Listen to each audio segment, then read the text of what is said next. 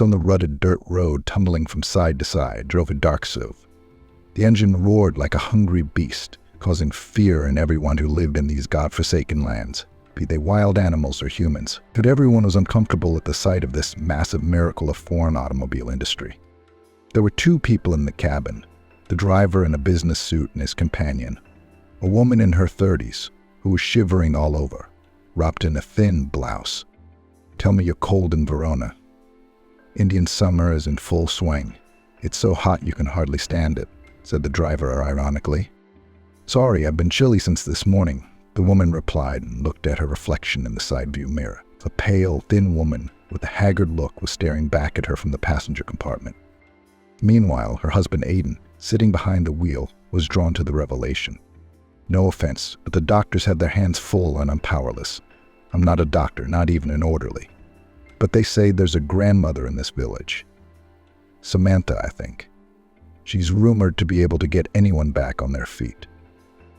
Emma looked at her husband incredulously. "Anyone? I don't believe it.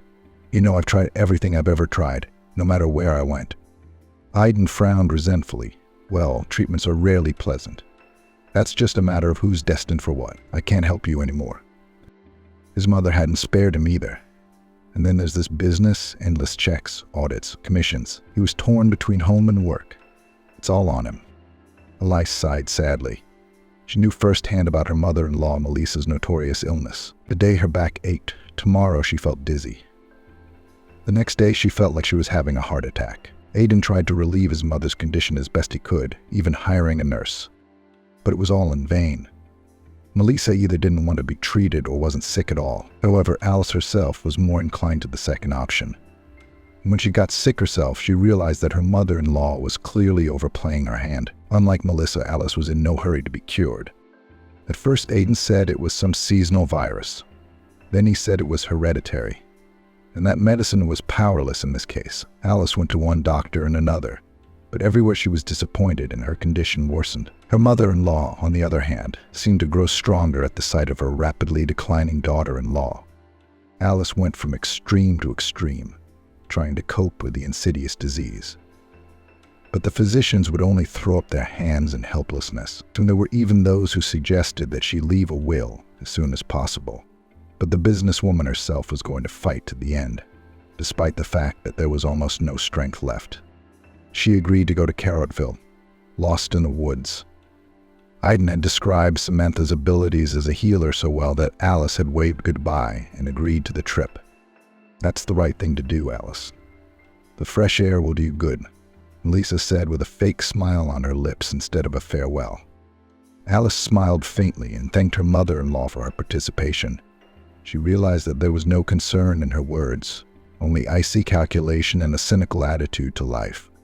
Soon they saw the outlines of small houses that looked like dwellings of dwarves from a fairy tale. Smoke drifted from the chimneys, indicating that the nights were cooler than usual. "Well, here we are. Say, can you figure it out on your own?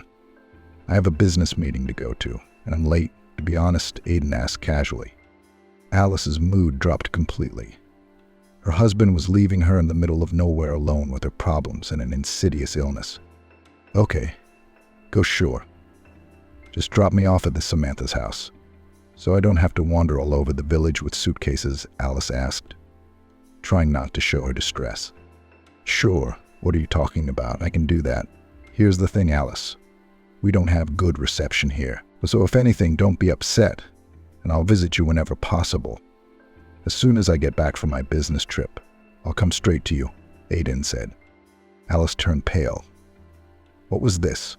Her husband had sent her to such a remote place with no means of communication. Catching her mood, Aidan turned around and pulled up in front of an unassuming house with a gray fence, gray walls, and moss-covered roof tiles. It was so fast that Alice didn't realize she was at the gate with a small suitcase in her hand. Aidan kissed her cheek goodbye and the engine roared to life. Before Alice knew it, the SUV was flying up the street toward the turn in the dirt road. The village greeted her warily. Here and there she could hear the grumbling of chain dogs. She glanced around, then knocked gently on the wicket. A minute passed, then another. There was no response. Strange, people are being treated, and no provision has been made for a bell, Alice thought anxiously, and knocked again. The village dogs made such a ruckus that she felt uncomfortable. Why had she agreed to this trip? At last there was a creak of opening doors, and a disgruntled woman's voice asked, "Who else is out for the night?" Alice flinched, but quickly pulled herself together. "I'd like Samantha, if that's okay." There was a pause, and then footsteps were heard. Soon the gate opened, and an elderly woman with her gray hair pulled back into a short ponytail stood before Alice. Alice looked at her face expectantly, thinking she was the lady of the house. But it was not as she had imagined. The lady of the house frowned, then shook her head sadly. "Samantha died a month ago, as in buried. Age, you understand, helps so many. Couldn't save herself in any way." "How did she die?" "Well, I came for treatment. My husband brought me here." Alice didn't believe it at first. "Well, that's not my problem. I was Samantha's assistant. I don't know how to heal. But the fact that your husband didn't bother to find out for sure beforehand. That's not good. You shouldn't take a sick man back and forth for no reason," said the mistress. "What am I to do now?" "I don't know anyone, and I can't get a signal." The old woman looked at the uninvited guest with pity, and then said, "Well, if this is the case, then come in. My name is Abigail. You will rest from the road, and then we will see." "I'm Alice. Thank you very much. I appreciate it." Abigail nodded and led her into the house. Meanwhile, Dave was speeding toward the city. The businessman was in a great mood. Dialing his mistress's number, he happily announced, "Well, Trixie, it's all worked out. Can you believe it?" The simpleton said yes.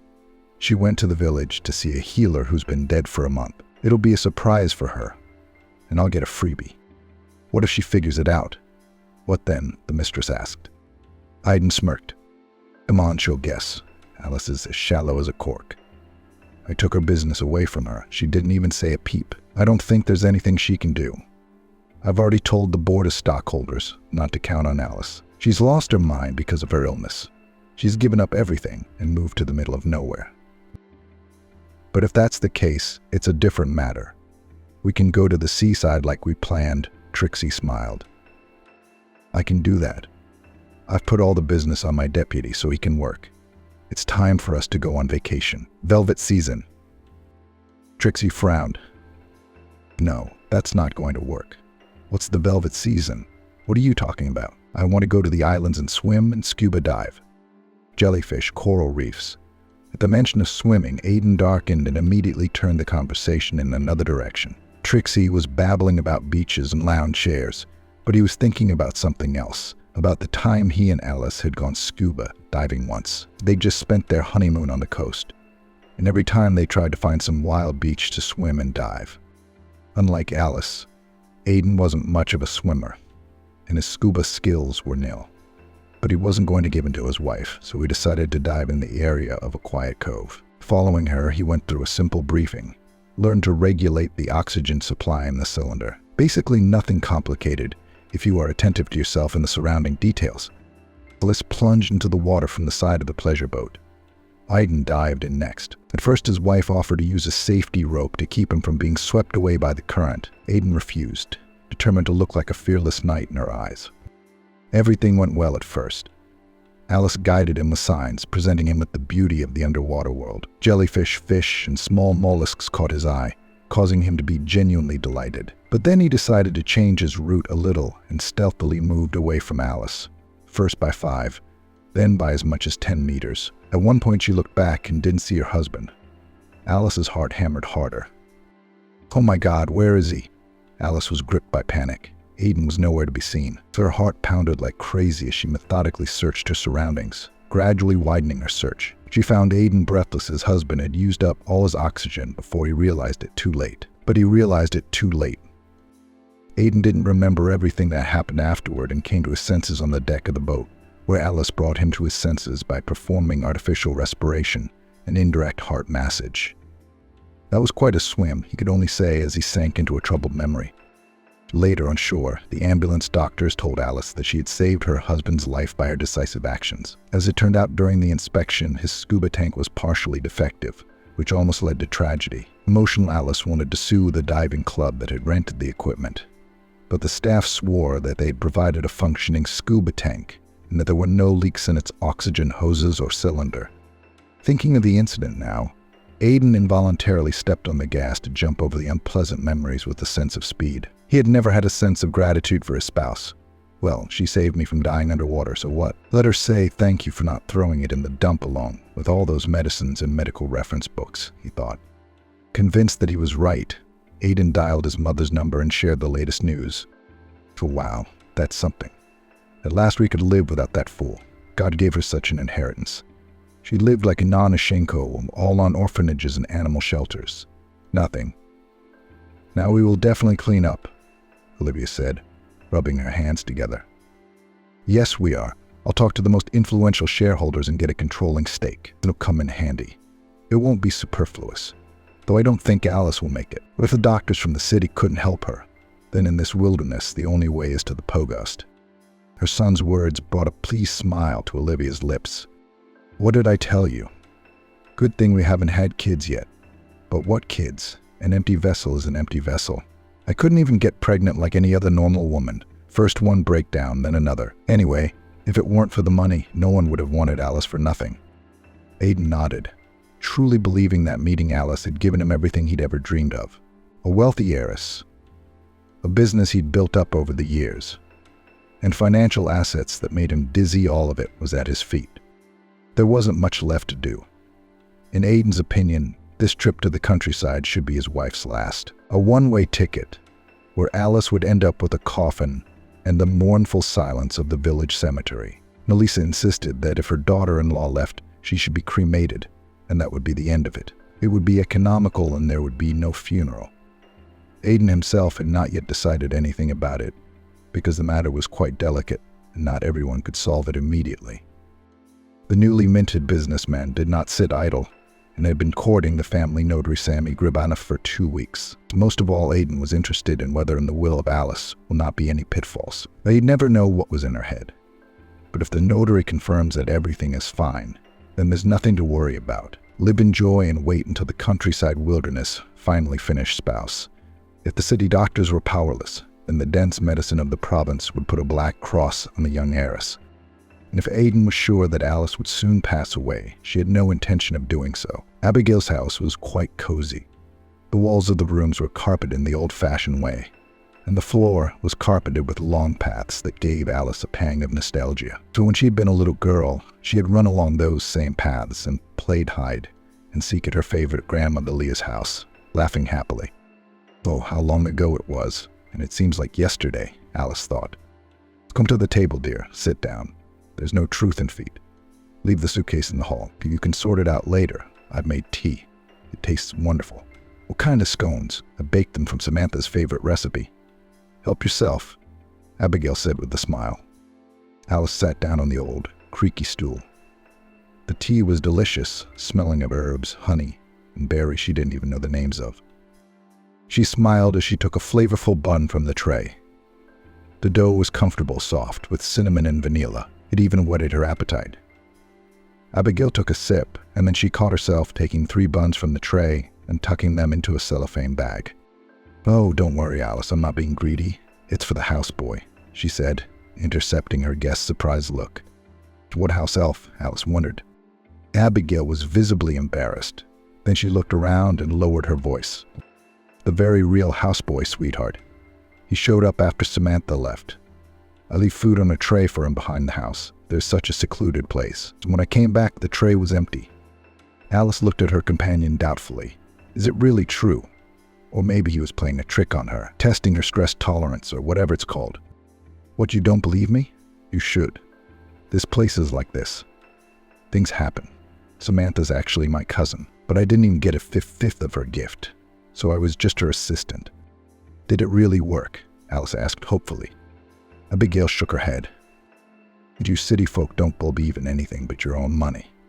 Of course it did. If it hadn't, you wouldn't be here. So word of mouth got you here, didn't it? Samantha knew a lot of secrets, especially about herbs. She wrote them down in a thick notebook and carried them with her at all times. And if I could find that notebook, I might be able to help you. I knew right away the doctors couldn't help you, and your husband has probably said goodbye to you already. This unexpected truth made Alice uncomfortable. Without realizing it, Abigail had voiced out loud all the things she'd kept in the furthest reaches of her mind. A tear rolled down Alice's cheek. It was just as that kind grandmother had said. Her husband had left her to her fate, knowing full well that there was no healer in the village. Maybe you can help me with something. Some kind of potion. I'm getting worse and worse every day. My husband brought medicine from abroad, but it's no good, Alice asked timidly. Abigail rested a hand on her chin and looked away sadly. I'd love to, sweetheart, but my knowledge is nowhere near as extensive as the late Samantha's. There were rumors that she was friends with a forest spirit, but she left her food in the forest, and he gave her herbs and secret recipes in return. The forest spirit must have taken my sister's journal. Samantha was secretive. She never told me much. I didn't ask much. Alice was visibly upset at her mistress's words. She'd only heard tales of spirits, house spirits, and secret potions. There's a lot of local folklore and color, but not much real help. Do you have a medical center in the village? I brought some painkillers with me in case it gets bad, but I'm afraid of injections, and I don't know how to give them myself, Alice asked hopefully. But she was disappointed. No, darling. The paramedic station burned down at the beginning of summer, just as they sent a new doctor from the city. Young, attentive. Kieran, I think his name was. Kieran, I think it was. He and Samantha got along very well. They wanted to treat people together, to combine unconventional medicine with a scientific approach. Kieran even had a consultation about it. But then that fire happened, for crying out loud, and they never found the doctor after the fire. The ashes have been cleared, and there's no remains anywhere. The hunters said that their tracks led them to the swamp, but it was a bad place, full of swamps. Karan, mad from the fire, must have gone into the forest, but the swamp took him to itself. They're very hospitable, Alice, Abigail said sadly. The story made a lasting impression on Alice. What kind of village is this that kills everyone who comes here? I guess I'm destined for that, she thought to herself, and furtively brushed away a tear. What's up, sweetheart? I think we should go to bed. I'm going to go home, put my present down, and go to bed, too, Abigail summarized and stood up from the table. Of course, Alice didn't believe in house witches, and thought they were all just fairy tales that the villagers made up to explain certain events. The room her landlady had given her was quite cozy, an old creaky bed with a bed net, a small nightstand, and a closet with many shelves. Alice smiled, catching herself thinking that she had traveled back in time. She had once been a guest at her grandmother's house and had slept in the exact same room. Meanwhile, Abigail had gone outside and walked around the house, leaving a saucer of scrumptious scones in an inconspicuous place. Alice settled down on the bed and thought. The day's information made her dizzy, and her general condition seemed worse than it had been before she'd come here. Her head was spinning with abstruse medical terms voiced by doctors at private clinics, and the most surprising thing was that the luminaries of medical science disagreed. Some believed that the tumor was operable, while others, on the contrary, insisted that no surgical manipulation should be performed on it. Perhaps if Alice had had the support of her husband and mother-in-law, she would have taken some desperate step. But since Aidan and Melissa had told her in no uncertain terms that the treatment should be delayed, she had accepted their offer.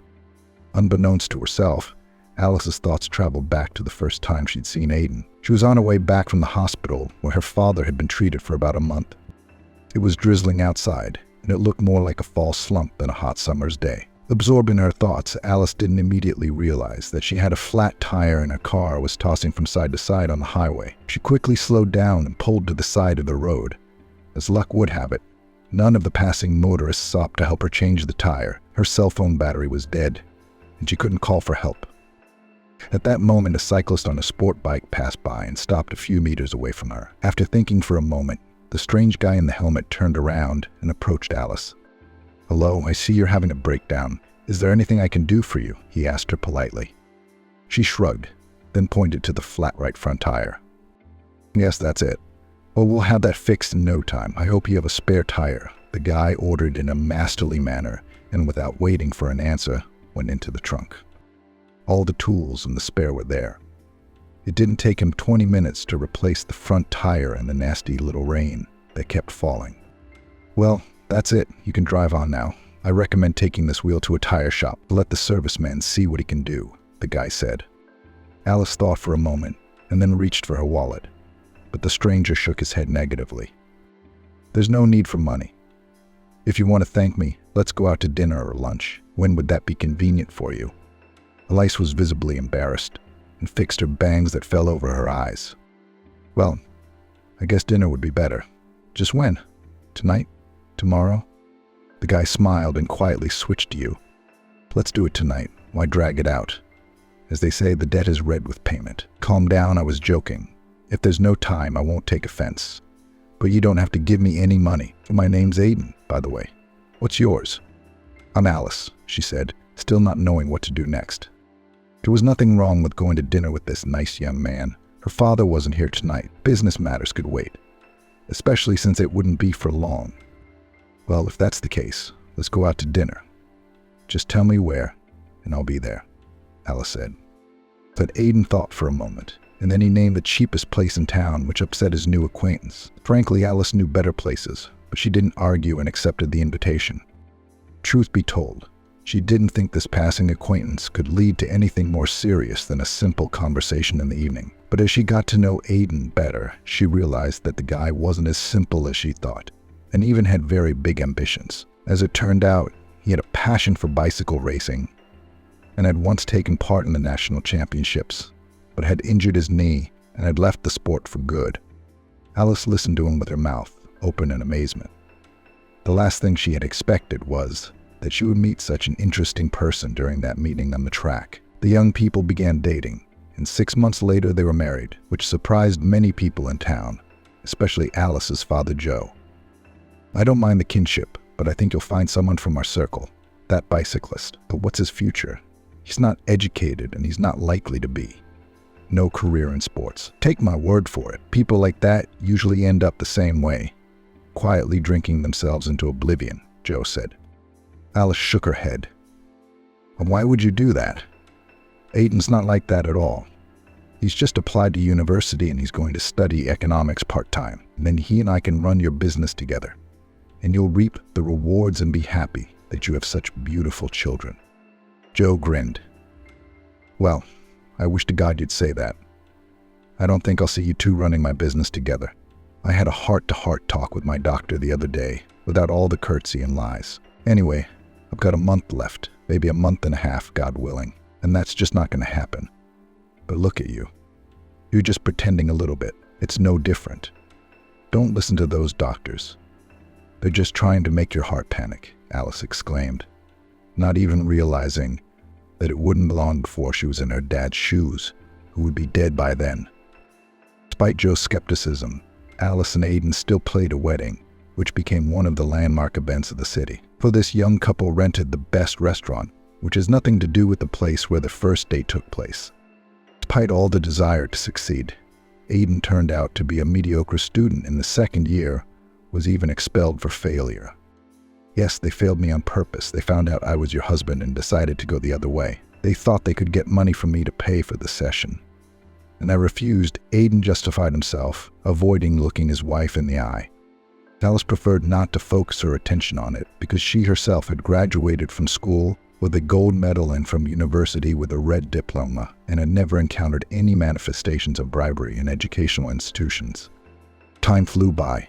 After her father's death, Alice took over the family business, which was the most powerful network of construction companies in the entire Southwest. All in all, Alice felt quite tolerable, although she did pine in the evenings. She had little memory of her mom's departed father, as Amelia had passed away when her daughter was only 5. Since then, Joe had never been able to connect his life with any of the women who surrounded him from the vastness of business. And the only object of love and adoration for him was his daughter. For Alice, Joe was ready for everything. But despite this, Alice grew up not spoiled and knew the value of money. As often accompanied her father on business trips to other cities and states, she absorbed useful information like a sponge, gradually saturating her vocabulary with specific words and terms. No one doubted that Alice would follow in her father's footsteps, and when she entered economics, everyone breathed a sigh of relief. It seemed that Alice was able to do literally everything, no matter what she took on. This continued for several years, until doctors found out that she was seriously ill. At first, it looked like a common ailment and did not cause much concern. Sometimes Alice wrote it off as ordinary fatigue or overwork, since there was no one to help her in business matters. Aiden had tried to take control of some of the branches, but he'd given up pretty quickly, especially when the companies he was in charge of began to lose revenue. It wasn't until Alice finally collapsed that Aiden decided to take over the empire and turn it around. Now, against the background of a huge network of companies, his miscalculations no longer looked so shocking and were lost in the general documents filed by the managers. Alice was getting worse day by day. Trying to find a way out of the situation, she turned to one private clinic, then another, but all was to no avail. Doctors, in the literal sense of the word, were powerless before the insidious disease, hiding the body of a young businesswoman. And it was at this point the family began to strengthen its position in the mother-in-law. The first thing, Melissa moved to the young and began to live in their house on quite legal grounds. For this she found a fairly logical explanation, saying that she cares about her daughter-in-law because she herself once graduated from medical school. At the same time, Melissa tactfully silent about the fact that she did not work in the specialty for a day and was limited to the practice in the surgical department. She could only guess how many unpleasant moments Alice had to endure when she was disappointed when her next course of treatment didn't work. So when Aiden had suggested going to a folk healer, she had agreed almost immediately. And now, lying on the bed, Alice looked up at the ceiling and thought about what was next for her. She was about to fall into an uneasy slumber when she heard a strange noise outside the window. Her heart raced as she remembered Martha's story about the mysterious housekeeper. So maybe it was really him. And the good grandmother wasn't joking when she said that someone came at night, leaving food around the corner of the house. Despite the extremely unpleasant sensation in the back of her neck, Alice was still not lazy to get out of bed and cautiously approach the window. At that moment, she saw something that made her wince. In the light of the young moon, a boy of about 10 years of age stood and looked around, gawking. Then he walked over to where Martha had left the pies on the saucer. Alice shook her head, mentally marveling at the gullibility of older people who had grown up in provinces. They were ready to believe in anything, in house spirits, water spirits, forest spirits. But in fact, everything is simple. There is no evil. Realizing that she could hardly open the door in an unfamiliar house by touch, Alice approached the window and quietly tapped on the glass from inside. The boy shuddered and jumped on the spot. Then he looked up with a hunted look and smiled slightly. Alice listened to see if Martha was asleep in the next room. And when she heard the sound of snoring, she opened the window quietly. The boy was not frightened. He came closer, holding a bag of pies. "Hello, little one. What are you up to at night?" Alice asked. He shrugged his shoulders in embarrassment. "Oh, I'm sorry about that. I actually ran away from the orphanage about a month ago. The older kids were bullying me, and I couldn't take it anymore. Now I live with a kind Uncle Doctor. He and I do a few things together." "What good Uncle Doctor?" Alice asked in surprise. The boy hesitated, realizing a little that he had said too much. But there was no retreat, so he went on. "Yes, this uncle has been living here all summer. He has an abandoned hut left there by the late gamekeeper. So he set up his laboratory. He's got different test tubes, capped special burners. He says he's developing some kind of medicine, to do good for all people." Alice was astonished.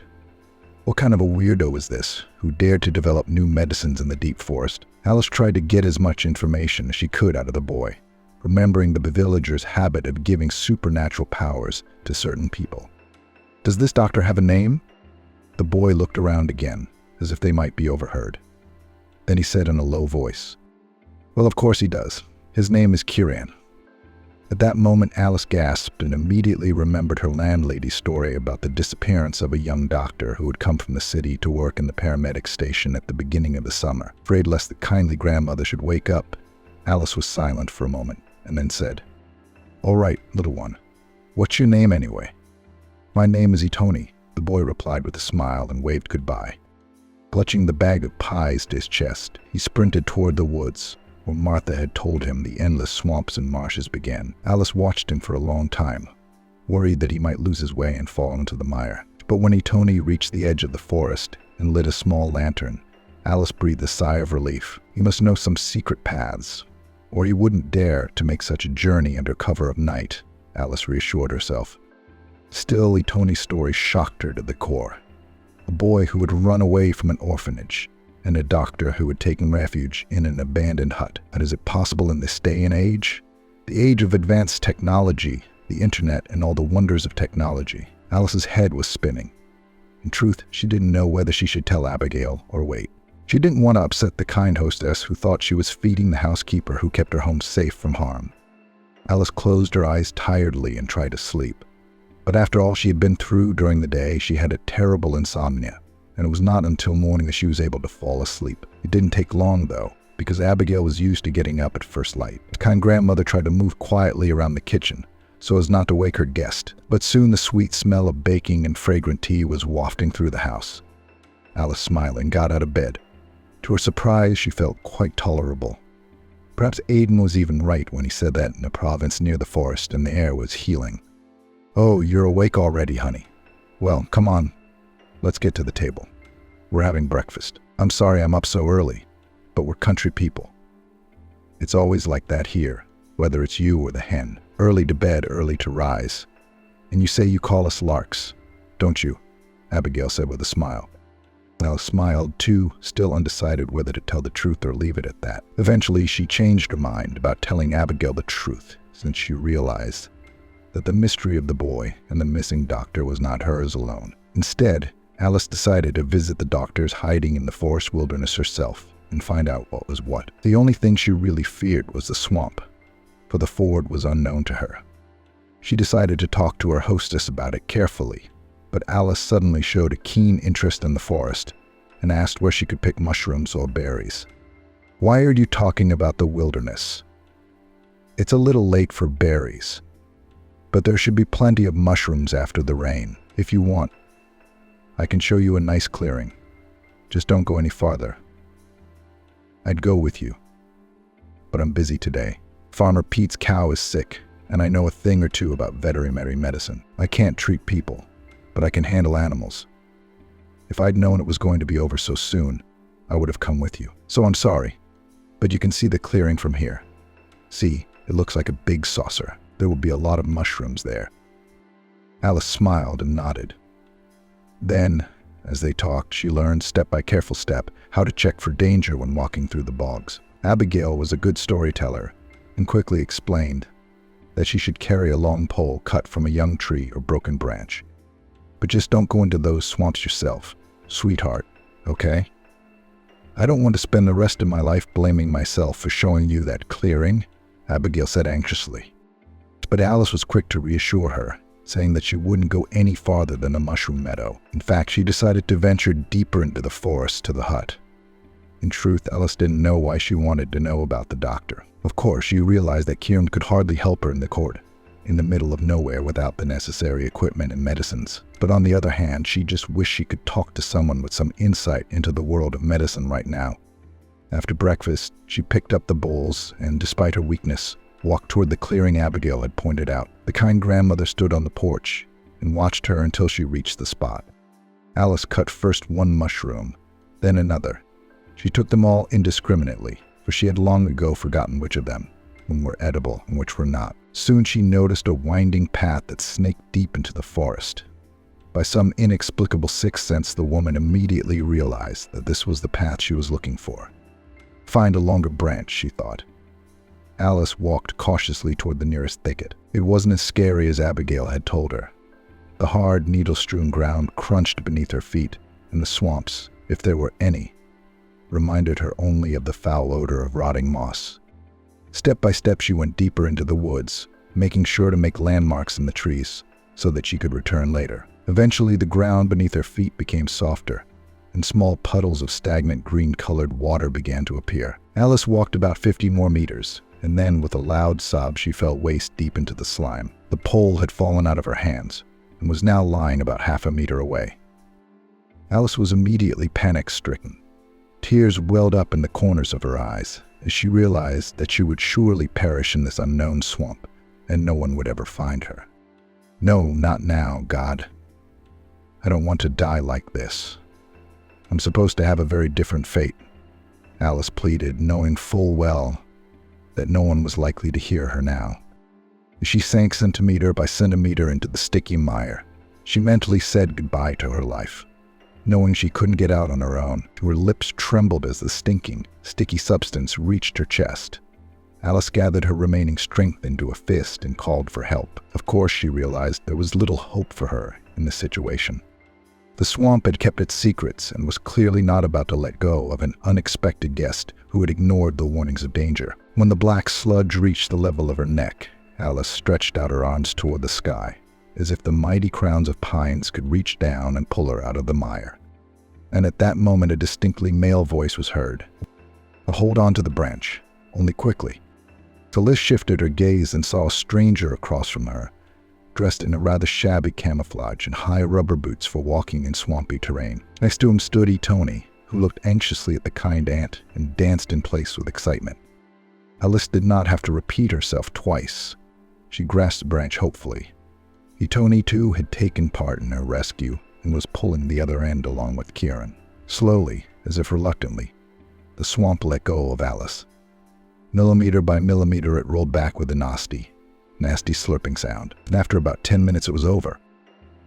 Alice lay on the life-saving dry land, gulping for air like a beached fish. Unfortunately, she couldn't get up and fell into oblivion. So what happened next, Alice could no longer remember. It might have been an hour or a week since she had been unconscious. In her unenviable position, it meant the same thing. The sun was shining through the dense pine trees, casting a warm glow on the small hut, which stood in the forest like a midday mirage lost in the wilds. Smell of leaves and resin mingled with the faint scent of the herbs Kieran used to disinfect the small room. He sat on a stool made from a thick piece of wood and watched Alice. She was lying on a cot covered with a coarse woolen material. Her face was pale, but no longer as haggard as the day he had found her with the boy, barely alive on the moor. "How are you feeling, Alice?" Kieran asked quietly.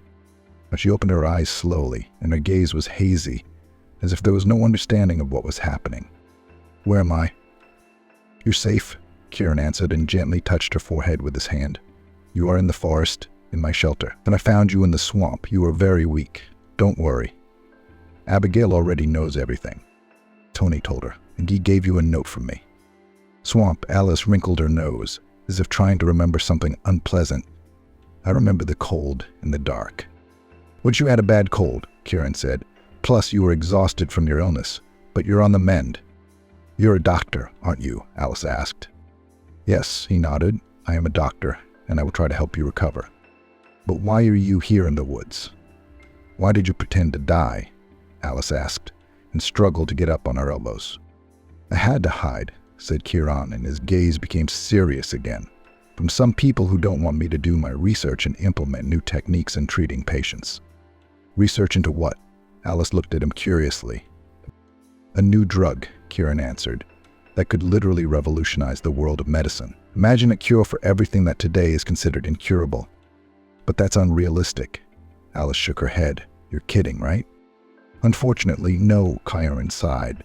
"My late father spent decades studying the mechanisms of tissue regeneration, conducting experiments with cell lines, studying the human genome, working on the synthesis of new peptides and biopolymers, and I continued his work and developed a unique method of gene therapy, which is able to trigger the process of body repair at the cellular level." "Gene therapy," Alice frowned, trying to grasp the essence of his words. "Well, yes," Kieran nodded. "Modification of genes, introduction of viruses, vectors carrying genetic material, introducing the desired DNA into the plasma. It's a complex field requiring a deep knowledge of molecular biology, genetics, and immunology." "But why don't your enemies want you to do it?" Alice asked. "Because it threatens their interests," replied Kieran. "The criminal elements of our city are used to having their finger on the pulse. Do you think they are interested in the appearance of a drug that can cure everything in a few days? They'd use any means necessary to get their hands on my research." "That's just awful," Alice exclaimed, and grabbed the blanket. "Are they willing to sacrifice people's lives for their own profit?" "Unfortunately, they are," said Kieran. Kyril continued his story. "I had to run away, otherwise they would have destroyed all my work, and perhaps even myself. But they found me here too. They tried to burn down the paramedic station. I escaped, took refuge in the swamps." "But what are you doing here?" Alice asked. "How can you continue your work in such an abandoned place?" "And I believe in my work. I believe in my research, and I cannot leave others without hope," answered Kyril, and immediately told that before getting in the way of criminal elements, he planned to bring his discoveries to the scientific community, get funding and further research. But all was in vain. His work was ignored, articles rejected, applications for grants rejected in favor of a cunning colleague, Dave, who collected himself all the laurels, and his wife Alina in addition. Kirill had to hide from the bandits who decided to get their hands on his work. "That's why I am here," he concluded, "in this hut, deep in the forest. It's my laboratory and shelter at the same time. Here I continue my work in secret from everyone. My wife left me, traded me for a more fortunate colleague, appropriating some of my achievements. My friends have turned their backs on me.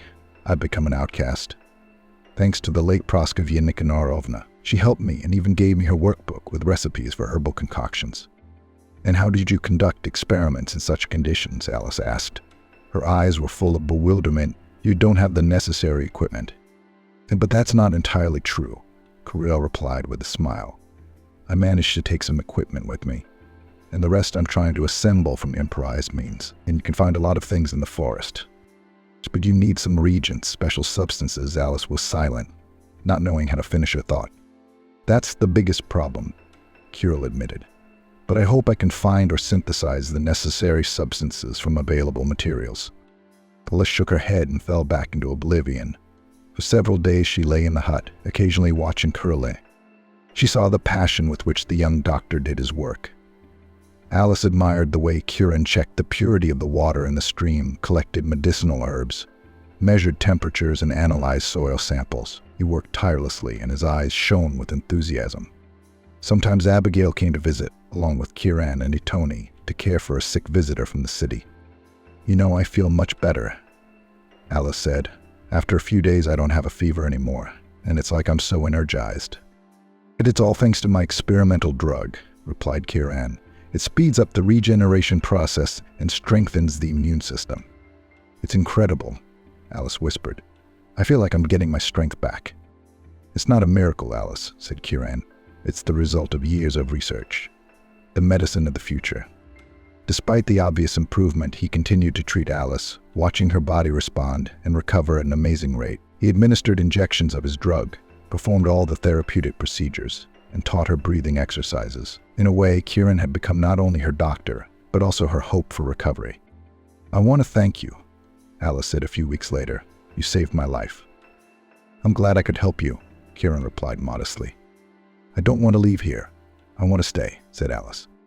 "But you don't have to do that," the doctor objected. "You have your own home, your own family. I'm the one who has to hide, and I don't want to risk your safety."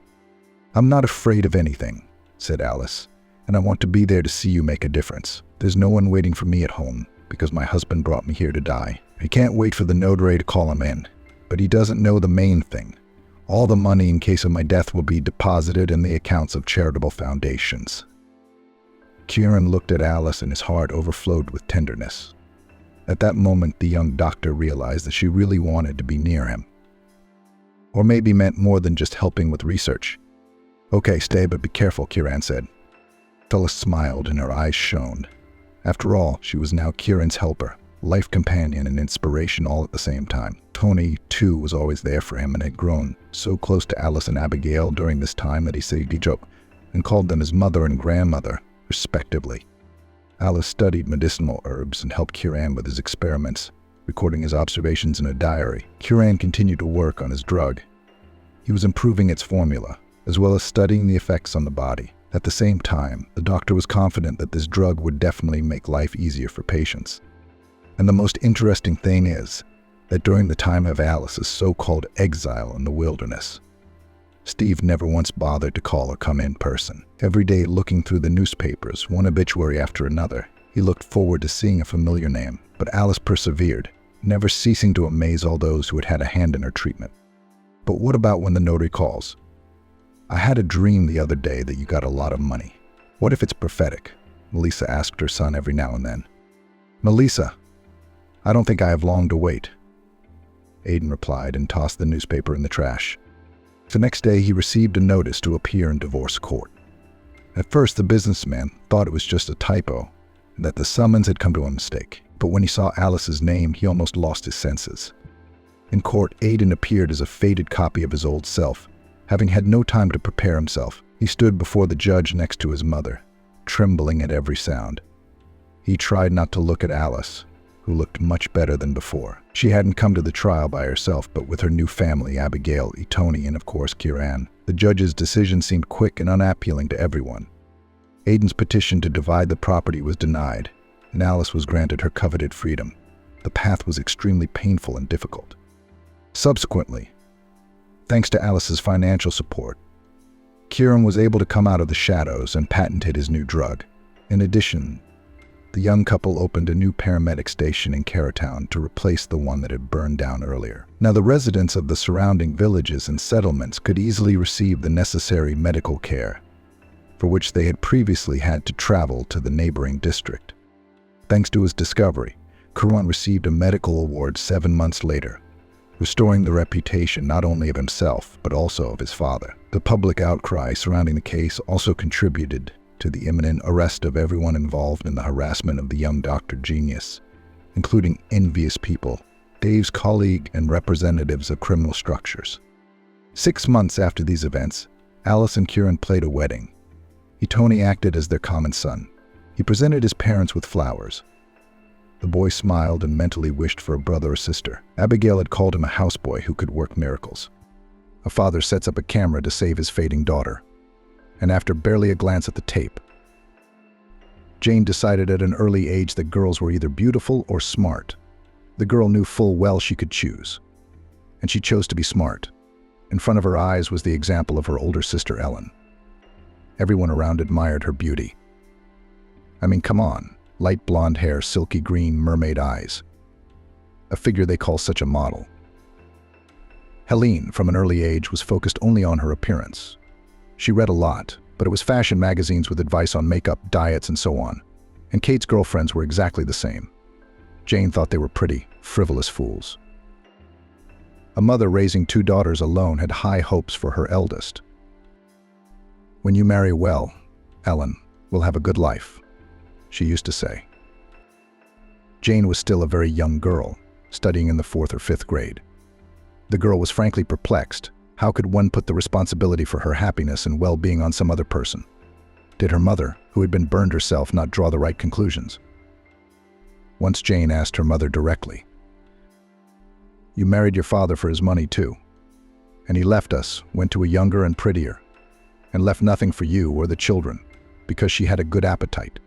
And now you're telling Ellen to do the same thing, so she'll do the same. Blaspheme on your tongue." Mum shook her hands. "Helene is different. Firstly, she's young, and secondly, she's much prettier than me.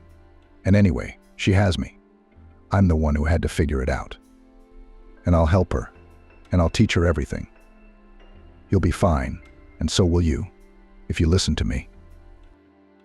Jane just sighed heavily. Her mother was beautiful and kind, but she was too easygoing. Both her mother and Ellen lived with rose-colored glasses on their eyes. Everyone dreamed of a beautiful life, believed that looks were the determining factor in a woman's success. But it wasn't so for everyone. Jane differed from her peers' warehouse of character, has always been pragmatic, responsible, far-sighted. And she clearly understood that, in order to achieve something in this life, you need to work hard. And the options that have in mind mother and older sister, rich men, benefactors, it's all unreliable, fragile, illusory. Ellen jokingly called her little sister a bore. Her mother was always trying to remake Jane, to impose her point of view on her daughter. The most interesting thing is that the parent sincerely believed that she wished her child well. She said, "I'm worried about your future. How can you not understand? You are a beauty, we got such a one. You got the best from me and your father. When you finish school, we'll find you a wealthy fiancé. Don't be such a bore. Men like cheerful, smiling women." "No, thank you," Jane replied. "After school, I'm going to study economics." "But do you know what the competition is?" Ellen would always argue at this point. "You either have to be 7 inches in the head, or you have to have a good deal of goodwill."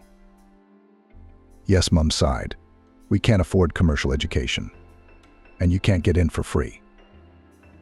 But Jane, trying not to listen to the arguments of her sister and mother, strived for her goal.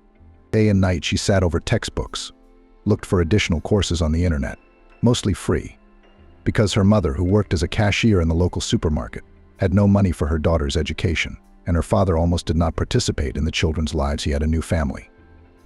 No, he still transferred some pennies of alimony, but everything was limited to that. No communication, no support or help in difficult situations. Jane knew from childhood that she could not count on him. The girl in her heart wanted at least once to meet and talk to her second parent. It seemed to her that, perhaps, the character she went just in it, because the mother and Helen Jane did not resemble at all. But he did not seek to meet his daughters. And Jane didn't want to impose. And it was scary to face indifference, or even worse, dislike of a native man. Dad was a businessman, owned a chain of shops, so sort of made good money. But all his property was prudently written down on the new wife, so that the ex-wife and children did not claim anything. It looked ugly, petty, even mean. In theory, Jane should have been as resentful of her father as her mother was, as Ellen was. But Jane had a dream to study to be an economist, to start her own business, and one day to meet her father on some business, a joint project, a profitable contract, something like that. Let him see what his daughter had achieved on her own, without his help. And then maybe they could talk as equals. And Jane achieved her goal. She got into the budget, to the same economics faculty, where she was so eager to go. How happy she was when she saw herself on the list of enrolled. She was screaming right in front of the computer monitor, jumping from happiness to the ceiling.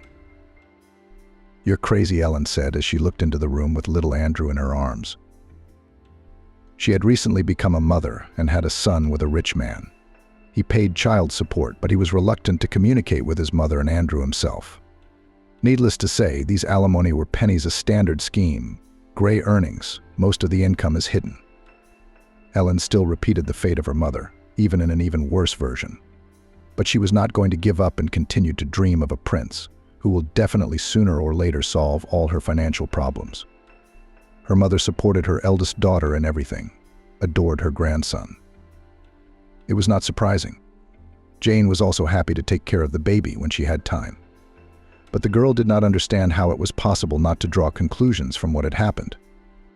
Was it not clear? The plan is not very good and often fails. It was time to choose another option. But no, Ellen was still looking for rich men on dating sites. I got in. Jane explained her strange behavior to her sister. Wow. Cool. So what, you're leaving us for the big city now? You're going to go to school? Jane and her family actually lived in a city too, but a very small one, far from the regional center. So gray 3-story houses, whole streets of old wooden barracks, a huge private sector. Not a village by documents, of course, but in fact it is a village. That's why Orchardville, the regional capital, where Jane's university was located, was called just town. Her mother, too, was happy to hear of her youngest daughter's admission. She had never hoped for such a thing. As it turned out, she thought. Let her dream, show off, and when she realizes that nothing has worked out, she will follow in her mother's footsteps to the supermarket for the cash register. But also will think, finally, over the words of more experienced relatives, realize, it is necessary to look for a rich and reliable man. And here's how it all turned out. Jane got in. Well done, the daughter hugged the younger mother. I'll help you in any way I can. I'm sorry, I won't be able to send much money, but at least a little for housing and living expenses. Again, you need to dress nicely. There's a better chance of meeting a decent man in a big city. Mum, there you go again, Jane smiled. She was touched by the fact that her mother supported and understood her, and even offered to help her. Jane knew it wasn't easy for her mother to get the money, but she was willing to help her daughter while she was a student. And that's priceless. Jane had a new life. She was given a room in the student dormitory, though not a separate one. The room had to be shared with 2 girls. But the roommates turned out to be very pleasant. Both studied at the Pedagogical Institute. Both, just like Jane herself, were focused on study and work. In general, the girls had a lot in common. With one of these neighbors, Kate, Jane even became friends. They stayed in touch even after they finished their studies and moved out to rented flats. Jane liked her studies. She was convinced in her first year that she had chosen the right direction. She found economics easy, lectures seemed interesting, and term papers and tests were incredibly easy. Jane even began to earn money. It turned out that people were willing to pay a lot of money by her standards, of course, for essays and projects. The girl had to work part-time and study a lot.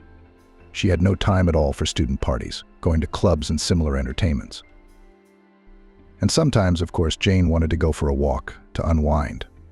But she realized that every minute counted, her time was too precious. Besides, there was no money. Her mother tried to top up her daughter's card with a small amount every month. Jane knew that it was a significant part of her mother's salary, and she was very grateful to her. It was not enough, very little. Still, it was the help from her mom that kept Jane afloat. Especially after the third year, when suddenly something in the university clinic changed, and students were obliged to pay for the dormitory. And before it was possible to live in it for free. Jane saved money on literally everything. But she couldn't keep up. She knew that she was going to her goal, which means that sooner or later everything will be fine. Everything will be fine. Everything will be as she dreamed. But on New Year's Eve, an event happened that made Jane reconsider her plans and turned her whole life upside down. It happened at that hectic time when before the New Year students try to pass all credits in time to start the winter session after the holiday without debts. Jane was just getting ready for a credit in economic history when she received a phone call from her sister. Helen's picture popped up on the screen. On it, the girl was smiling broadly and looked like a star. Jane knew at once that something was wrong. Ellen would not call her at the third hour of the night. It was Jane who was awake, preparing for exams. And her sister herself at that time should be having her seventh dream. Mom's in trouble. Ellen's voice rang through the receiver. It seemed she was close to hysterics. Come over. What's wrong? Jane felt her limbs grow cold and her stomach felt empty for some reason. Anxiety gripped her heart with an icy hand. Was she alive? But it was impossible to get a coherent answer from Ellen. She was already sobbing and sobbing into the receiver, dropping only a few insignificant phrases. Mostly they were wails about how she was afraid and badly off, as if the trouble had happened in the evening, but Ellen was informed only now, just a couple of minutes ago, and she immediately dialed her sister. Of course, at that moment there was no question of any credits and exams. Jane took the first flight home in the morning. She was almost the only passenger at the bus station at such an early hour. Jane found her sister in a terrible state, her hair disheveled, her face swollen with tears. In her arms she held her youngest daughter, Lillian, a baby girl. Ellen was already a mother of many children. Her eldest son, Andrew, then two girls, yearlings Chris and Lillian. None of the fathers were involved in the upbringing of the children. The princes, sons of wealthy parents, refused to raise offspring and basked in money. With Helene, they were just having fun, with nothing serious in mind. And she kept stepping on the same rake, getting pregnant on purpose in the hope of finding a happy, strong family. If something happens to me, how will I cope with them alone? Ellen looked at Jane with confused eyes, as if expecting her to offer a way out. But Jane was ready to hit her sister at that moment. She didn't know what was wrong with her mother, and she was only thinking about herself. How did it happen? She asked. They had a corporate party, Ellen said, rocking her daughter. They must have been drinking. They told me Mum was crossing the road in the wrong place. Jumped out in front of that bus. The driver couldn't do anything. He's in shock himself. He's kind of in hospital now, too. He had a heart attack right there on the spot while it was being sorted out. While they were sorting it out. I got a call late last night, and I called you straight away. So Mum's alive? Jane clarified. That was the most important thing to her. What hospital is she in? A hospital not far away. Jane jumped out of the house, hailed a taxi. She had to get there as soon as possible. She had to find out what was wrong with her loved one. At the hospital, Jane got the terrible news. Mum's gone. She'd only recently passed away. As Jane rushed to the clinic, it all happened in the ICU. The doctor then said that there was no chance of a good outcome. The injuries were too serious. And Jane would not have been able to say goodbye to her mother anyway. She was in a coma. And still the girl blamed herself for her carelessness, for not supporting her mother by the hand while she was still alive. Jane was signing some papers when she received a phone call from a sobbing Ellen. She had been informed by someone on the nursing staff, and now the older sister was in a state of near panic. It had been a difficult time. Arranging the funeral, trying to bring the sister who had to look after her babies no matter what, and the gradual realization of the terrible fact that the nearest and dearest person in the world was now gone. Just no, that's all. The father did not turn up at the funeral, although he could not have been unaware of what had happened. This man did not even call his daughters, did not try to understand whether they need his help. Probably thought they were adults. They were both over 18. So legally, the father was no longer their debtor. He paid child support until his daughters came of age, and there was nothing more to expect. It was then that Jane realized that she would not meet or communicate with this man, even when she reached the top of her career. He didn't need her and Ellen and Mum. Neither did they need him. There was no resentment. No, it's just that Jane suddenly realized her father was a complete stranger to her. They may look alike in some ways, but Dad is a stranger. He's just a stranger, and that says it all. Ellen, on the other hand, is her own person. She needs support. Ellen sobbed nonstop for days. Jane didn't stop her. Let her cry it out. It would make her feel better. While her sister dealt with her grief, Jane helped her with her nieces. The little ones made her smile even in such a dreadful situation. It was impossible to look indifferently at their funny games, to listen to their cute babbling. The nieces, like nothing else, showed Jane that life goes on. Jane could not stay with her sister for long. The winter session. Ellen had already recovered a little and even started monitoring dating sites again. Now she wanted a supportive adult around her even more. Her mum was gone. Jane's session, in spite of everything, passed with honors. That meant an increased scholarship, but the money wouldn't even be enough to rent a room for a month. The dormitory became paid because you still had to eat, dress, pay for travel. Jane tried to combine her studies and work in the cafeteria. It turned out to be impossible immediately. A lot of passes and debts were accumulated. As a result, the girl did not even get admission to the next session. Expulsion loomed ahead. Teachers took into account the previous merits of the girl and went to her satisfaction. But she still failed. The only way out was to transfer to the correspondence department. Only here's the catch: the budget places were all taken. The commercial option cost a fabulous amount of money for Jane. The rector suggested a way out. One day he called Jane to his office and offered her the only, in his opinion, suitable option. "I know your situation. You wouldn't wish it on your enemy," began the conversation with a man who always reminded Jane of Carlson as good-natured, full, and short. "Student, you are diligent and promising. I want to help such a person. That's why I'll close the session for you. No matter what. Let us draw red lines. And you take a year's leave of absence. I'll help you get a job for family reasons. Get the money for your studies. You can do it. You're a man of determination. And when you come back, I'll help you with all the details. How's that?" Jane thought about it. She didn't want to interrupt her studies. On the other hand, what other options did she have? The session is not passed, that's for sure. So she'd have to drop out. And where to go? Go home to her parents' flat? Her mother's new boyfriend is already living there.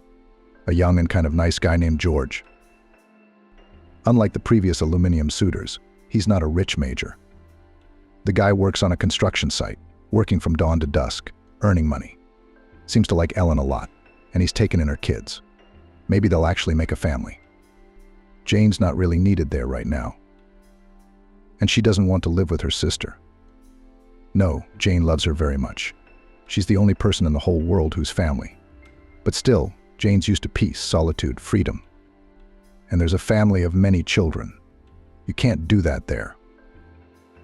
And after all, I don't want to leave Chicago. It's a big city. It's beautiful, spacious, interesting. There are more prospects for work and study here. The urban settlement, where Jane's childhood was spent, was associated with rage and hopeless longing. No, she didn't want to go back there at all. "You know, I think I'll take you up on your offer." Jane smiled at the rector. "What a clever girl," asked the man.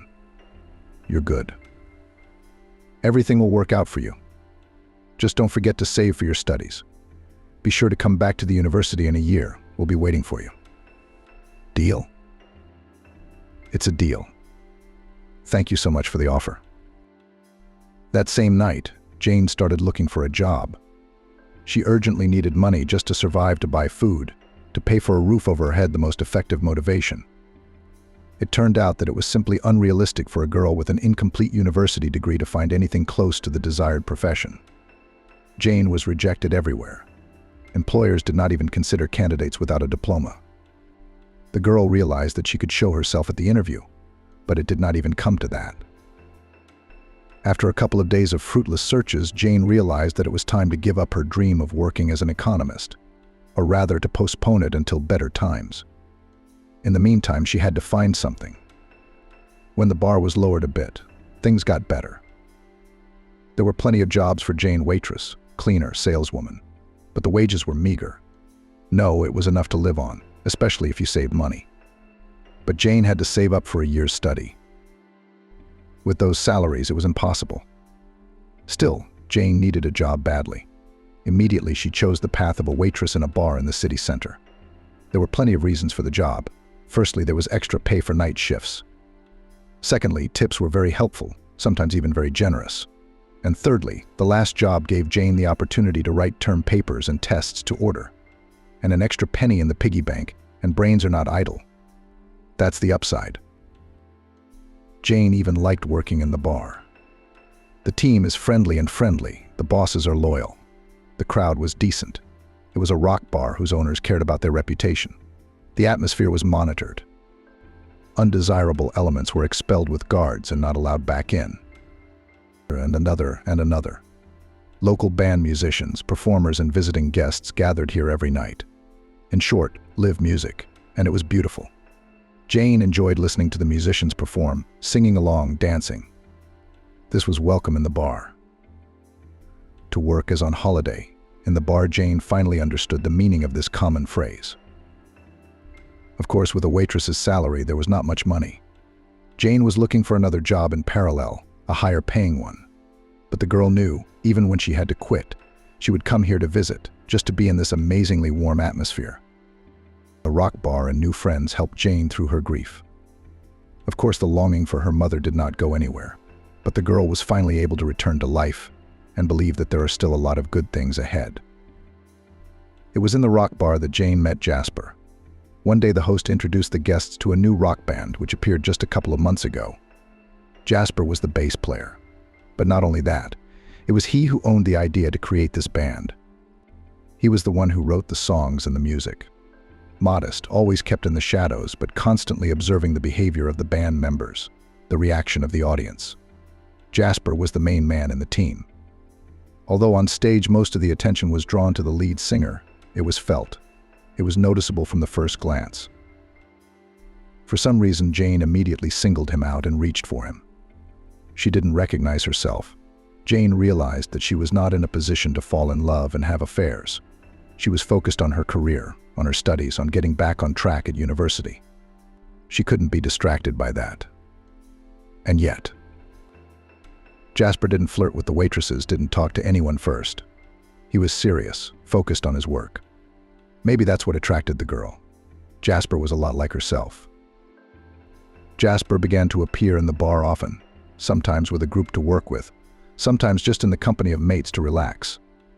Of course, they soon got to know each other, but he still acted aloof, not overtly sympathetic. Sometimes, though, Jane caught his eye. But Jasper turned away immediately, talking to someone else. And Jane wanted him to pay attention to her, to compliment her, to show her signs of attention, as visitors often did. And then Jane would let him know that she was interested in him. Once there was a girl in Jasper's company. Representatives of the fair half of humanity had come with him before, but they were just friends, girlfriends of other members of the group. And this one was clearly something between them. They didn't kiss or hug, nothing like that. But sometimes they exchanged tender glances and smiled very warmly at each other. Once she put her head right on his shoulder, and Jasper, usually cold and even stern, stroked her hair in a natural and very gentle gesture, as if she were a kitten. A very unpleasant feeling came into Jane's breast from behind the gate. She recognized it immediately, of course. It was jealousy. With surprising meticulousness, Jane began to pick out her rival's faults. Too thin, not even pretty. That nose, long, liquid hair. Anyway, how can this madam compare to her, Jane? For the first time in her life, Jane seemed to feel smug about her appearance. Nature had endowed her, like Helene, with beauty. Jane had heard many compliments from others about her figure. Tall, slender, long-legged. Her friends generally advised her to try her hand at modeling. Only this job was not to Jane's liking at all. Well, she did not know how to show herself, even considered it humiliating. And now, despite such impressive external data, the rival became such a gray mouse. In general, there was nothing outstanding in Jasper's companion, not even something to catch his eye. Nevertheless, he clearly had very tender feelings for her. The presence of this girl made him happy. Jane watched Jasper closely and could tell this for sure he loved his companion. It was painful. Thanks to the girl that Jasper was so attracted to, Jane had made up her mind, decided to do something she'd never considered unacceptable before. Her shift was coming to an end, but as usual she stayed late to help a waitress friend serve tables on a Saturday night. There were a lot of customers, and Jane waited for an opportune moment. She'd even had a few drinks beforehand for courage, to make her feel more confident and relaxed. Jasper stood up and headed for the exit. Someone had called him. The music was blaring in the bar. Impossible to talk on the phone in this environment. Everyone was either outside on the porch of the bar or in the smoking room. Jasper chose the street. Jane followed him like a shadow now or never. The obnoxious girl who had been sitting next to Jasper all evening remained at the table. She chatted cheerfully with his mates. It was obvious that they had all known each other for a long time.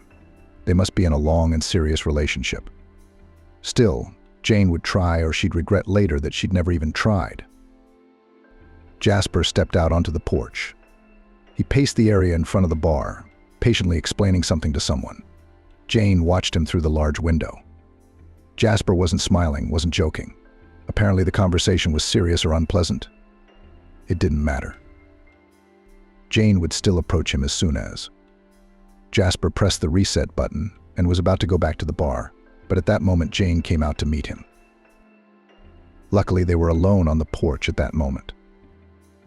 "Hi," Jane smiled at him. Jane smiled at him. Jasper looked at her with interest. "We said hello," Jane nodded. "I need to talk to you." Jasper immediately tuned into the conversation. He showed that he was ready to listen. He could have dismissed her, or shown irritation or displeasure. But Jasper looked at her with his dark, intelligent eyes and waited. "I like you, and I've liked you for a long time," Jane decided to cut to the chase. "I'm magnetically attracted to you. It's never happened to me before. I don't know what to do about it." Jane lowered her eyes. There, she'd said it. What's next? Jasper was probably looking for words to reject her as politely as possible. He probably was. Jane suddenly felt unbearably ashamed of what she'd done. Why had she gone to him? How could she look him in the eye after all this? Jasper often came to the bar.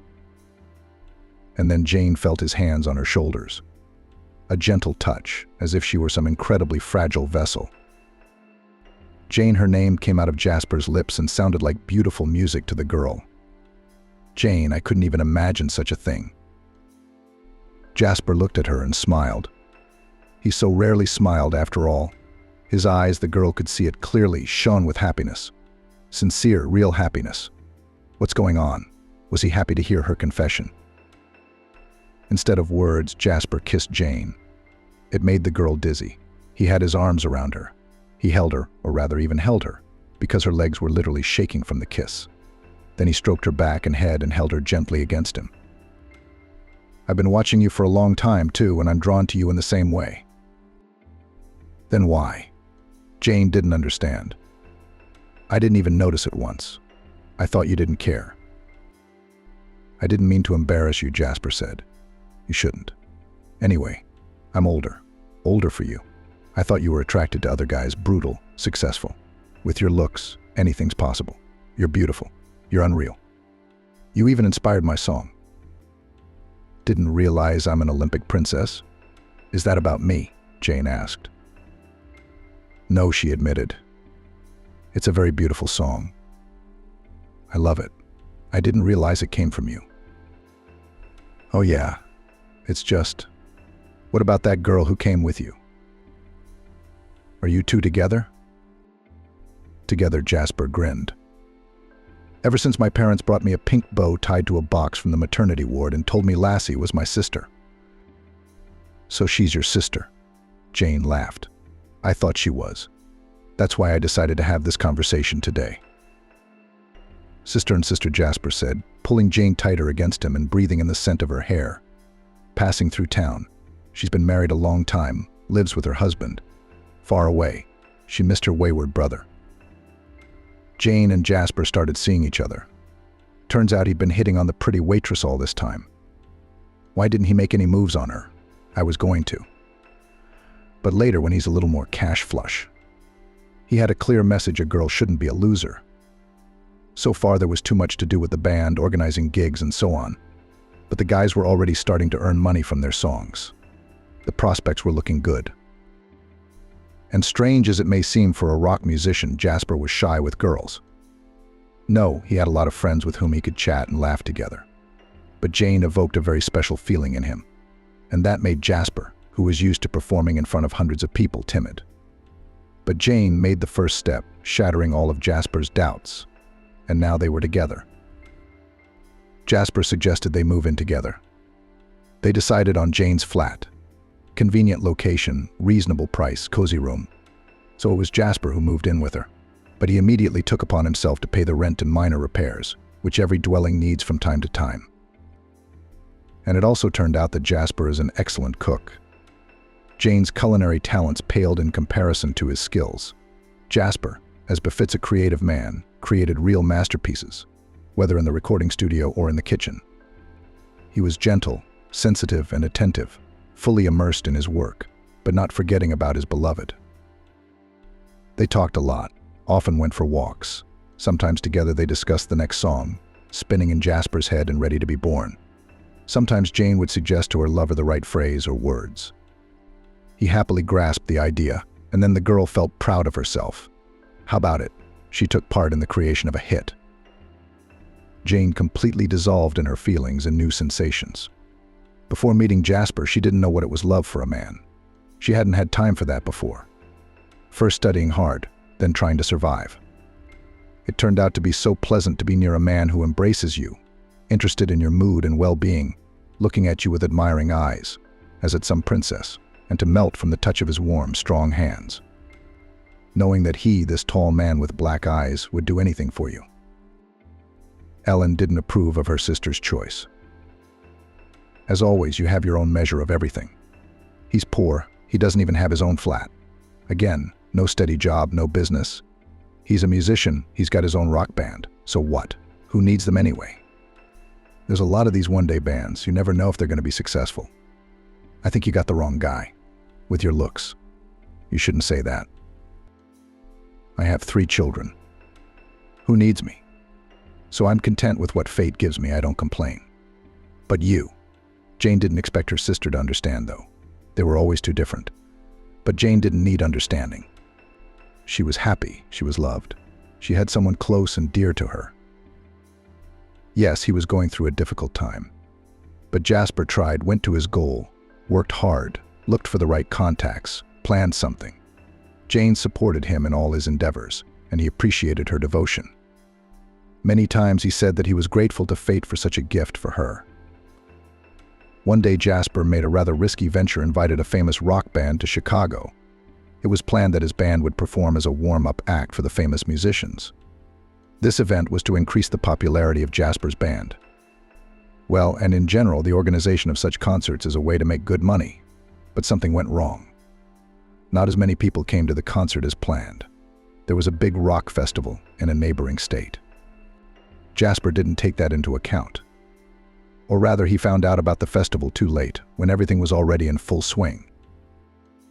In general, Jasper went into a big disadvantage: payment of musicians' fees, hall rent and equipment, tickets for the rock band, promotional activities. All this was paid off only half of the money from ticket sales.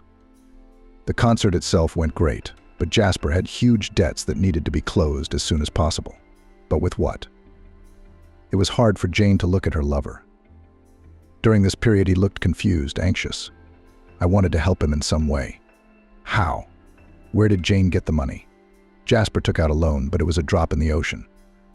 His friends helped him, the situation improved, but the debt was still quite substantial. And then Jane offered to help. She had savings, money she'd put aside for her studies. Not much, of course, but still. In addition, the girl did what she was against for a long time, took out a consumer loan. These funds were quite enough to cover the debt. From where? Jasper was surprised when Jane handed him several wads of brand new, crisp notes. I just got paid back out of the blue, plus the insurance. Finally paid off my mobile phone bill, she lied. She knew if she told Jasper the truth, he'd never take the money from her. As it wasn't like it was the last, randomly coming in. Thank you, Jasper hugged Jane tightly. I'll pay you back. You'll see, we'll be famous soon, and I'll pay it all back. Jasper paid the debt and continued to develop the group. Jane slowly paid off the loan. It was no longer possible to save for her studies, and her salary had suddenly become much smaller. The bar had fallen on hard times. It was good that Jasper bought groceries and paid the rent of the flat. That is, he took the main part of the expenses on himself.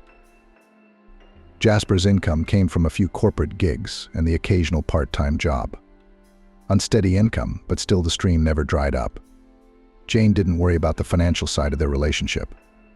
She enjoyed Jasper's attention, bathed in his love and care, and generously gave him tenderness, love and support. Jane tried not to think about the future. But if she did not recover at the university this year, she would do it next year. It would be all right. She still had time. The main thing is that he, Jasper, is there for her. Jane hadn't realized she was capable of such feelings before. And then Jasper disappeared. No, he hadn't run away from Jane. Nothing terrible had happened to him. It started out as a business trip. Can you imagine? Jasper grabbed Jane's shoulder and even shook her a little. His eyes burned like two bright spotlights. I was invited to New York to write music for a band. They found me on the internet, they liked me, and now they're inviting me. Jane couldn't believe her ears. She knew the band Jasper was talking about. They were very popular musicians, touring all over the world, and they had noticed Jasper. They're offering him a collaboration. Unbelievable. I'm going to have to go away for a while, Jasper continued. Do you realize what that means? Jane nodded. She understood money, fame, dizzying opportunities for Jasper's growth and development as a musician, useful acquaintances and connections. Jasper would get things he'd never dreamed of. But it looks like they'll have to part ways indefinitely. After all, Jasper clearly said, I have to leave, not we. The packing began. Jasper had a lot of things to sort out. Firstly, he had to find a replacement. Someone had to play in his band for him temporarily while he was away. Secondly, Jasper had to organize his passport and visa. Thirdly, collecting the necessary things. In all the hustle and bustle, he seemed to have forgotten all about Jane. Jasper was too absorbed in the upcoming changes and prospects. The girl looked at him and realized that he would forget about her in another country, muffled by new impressions, excited by work and success. Perhaps Jasper would even find someone there. But Jasper had hugged her so tenderly in the evenings, so sincerely assured her that he would miss her. Time would fly by quickly. And then there's the video link. We'll be in touch with each other all the time. At least I'll finally earn a decent living, pay you back what I owe you. I know how much you need that money. Maybe we can even buy a flat. My band will get bigger. I'll gain invaluable experience. I'll know what to do and how to do it. It's going to be okay, Jasper said sincerely. Jane could see that he wasn't lying, wasn't deceiving. But something told her that everything would change as soon as her beloved was abroad. It was just that Jasper himself did not realize it yet. And that's how it turned out in the end. At first, Jasper called every day, as promised, and told her how he had settled down in his new place. Everything delighted him, and he was overwhelmed by the experience. And then he suddenly dropped off the radar. He just disappeared. He didn't call himself, and he didn't answer Jane's calls. The long ring-back tones ended steadily with the message that the caller was probably busy, so he couldn't answer. Jane was alarmed at first. She thought that something had happened to him, something terrible, irreparable. But soon she saw the band playing on the music channel. Jasper was with them. He looked different, older and more serious than usual. I mean, there was nothing wrong with him. It's just that he'd apparently decided to start a new life and cut all ties, including forgetting about her. And Jane? At first, the girl still hoped, waited for him to call, to explain everything. But Jasper was gone, completely out of her life. Jane made it a habit to watch the music channel every day. Every now and then she'd see Jasper. He was never the center of attention, but he was still caught in the camera lens sometimes. And quite often there was a girl next to him, the same one, either a makeup artist or the band's costumer. Beautiful, colorful. Apparently there was something between her and Jasper, couldn't help but be. Jane was desperately jealous of Jasper, both of this girl and of the other potential women of her lover. She was hurt as she had ever been, and also hurt and scared. Scared of being alone again, without the support, the warmth of a loved one, an unpleasant mixture of feelings and emotions. And there were other problems more pressing. Money. Jane was barely making ends meet. After all, she had a tiny salary and a loan. Eventually the bar went bankrupt. The new owners bought it and turned it into a hookah lounge. Jane had to quit like all the other employees. Another blow. Jane had special memories and feelings about this place. And now the bar was gone, a cozy bar where she could always enjoy live music, where there was a friendly, warm atmosphere. Jasper would understand, support her. Everything was easier and more pleasant with him in general. But he was hundreds of kilometers away from her and seemed to have forgotten all about her. Jasper had no idea how desperate she was. He never found out about the loan. He thought Jane had helped him out with the extra money she'd suddenly received. And of course he had no idea she'd been fired. And if he did, what would he care about her now? Jane had no time to go over her grievances and think about what it would be like if she was in desperate need of a job, and preferably a decent paying one. And that's why she was tirelessly perusing the adverts. She wanted to find something that would help her get out of the financial hole. Good, at least the owner of the flat agreed to wait with payment. But he's got a lot of patience too. Jane would be asked to leave in a heartbeat. The ad caught Jane's eye with the amount of money they were offering for her services. Not a bad figure. It could solve a lot of the girl's problems, but the job itself seemed too unfamiliar to her. A carer was needed for a little girl. It didn't seem to specify the diagnosis, but whoever had advertised it had made it clear that the child needed round-the-clock care and supervision, including taking medication by the hour, accompanying her to procedures, and so on. Jane reflected. She had experience in caring for babies. Thank you, Ellen, to her mentor. The girl even enjoyed fiddling with her nephews. She knew how to get along with small children, knew how to feed them, change them, keep them occupied. But here we were talking about a sick child, apparently seriously ill. Could she do it? At least it was worth a try. Jane called the number given, and a pleasant male voice answered. The man asked her a few questions: age, occupation, education, experience with small children. And she was invited for an interview. Jane was nervous the day before. She wanted the job. Jane needed it like air. It was a chance to get out of a financial hole, to stay afloat. Where else would you find a salary like that? That's why Jane was worried, anxious. What if she didn't get the job? What then, to look for a place as a waitress again? To work for a pittance? The taxi brought Jane to a country cottage village, an elite neighborhood, tall, beautiful houses surrounded by fences. At the gate, the girl was met by a woman, an au pair. As Jane found out later, in fact, the person who did everything: cleaning, cooking, laundry. Because her employer, Kevin, was always too busy. Businessmen in general have very little free time. Kevin met the job applicants in the living room.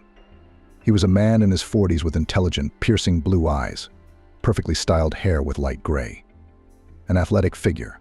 Yes, this man obviously paid attention to health and appearance. Jane was even embarrassed at first. How to start a conversation with someone like that? She suddenly seemed insignificant next to him. "Good morning," Kevin smiled warmly. Jane's embarrassment vanished. The man's smile was open, and the kind Kevin seemed at once like a man of his own. "Hello," Jane smiled back.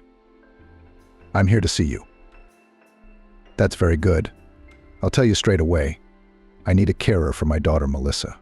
She's in really bad shape right now. So it's not for everyone. She's being monitored by the paramedics. They're here every day.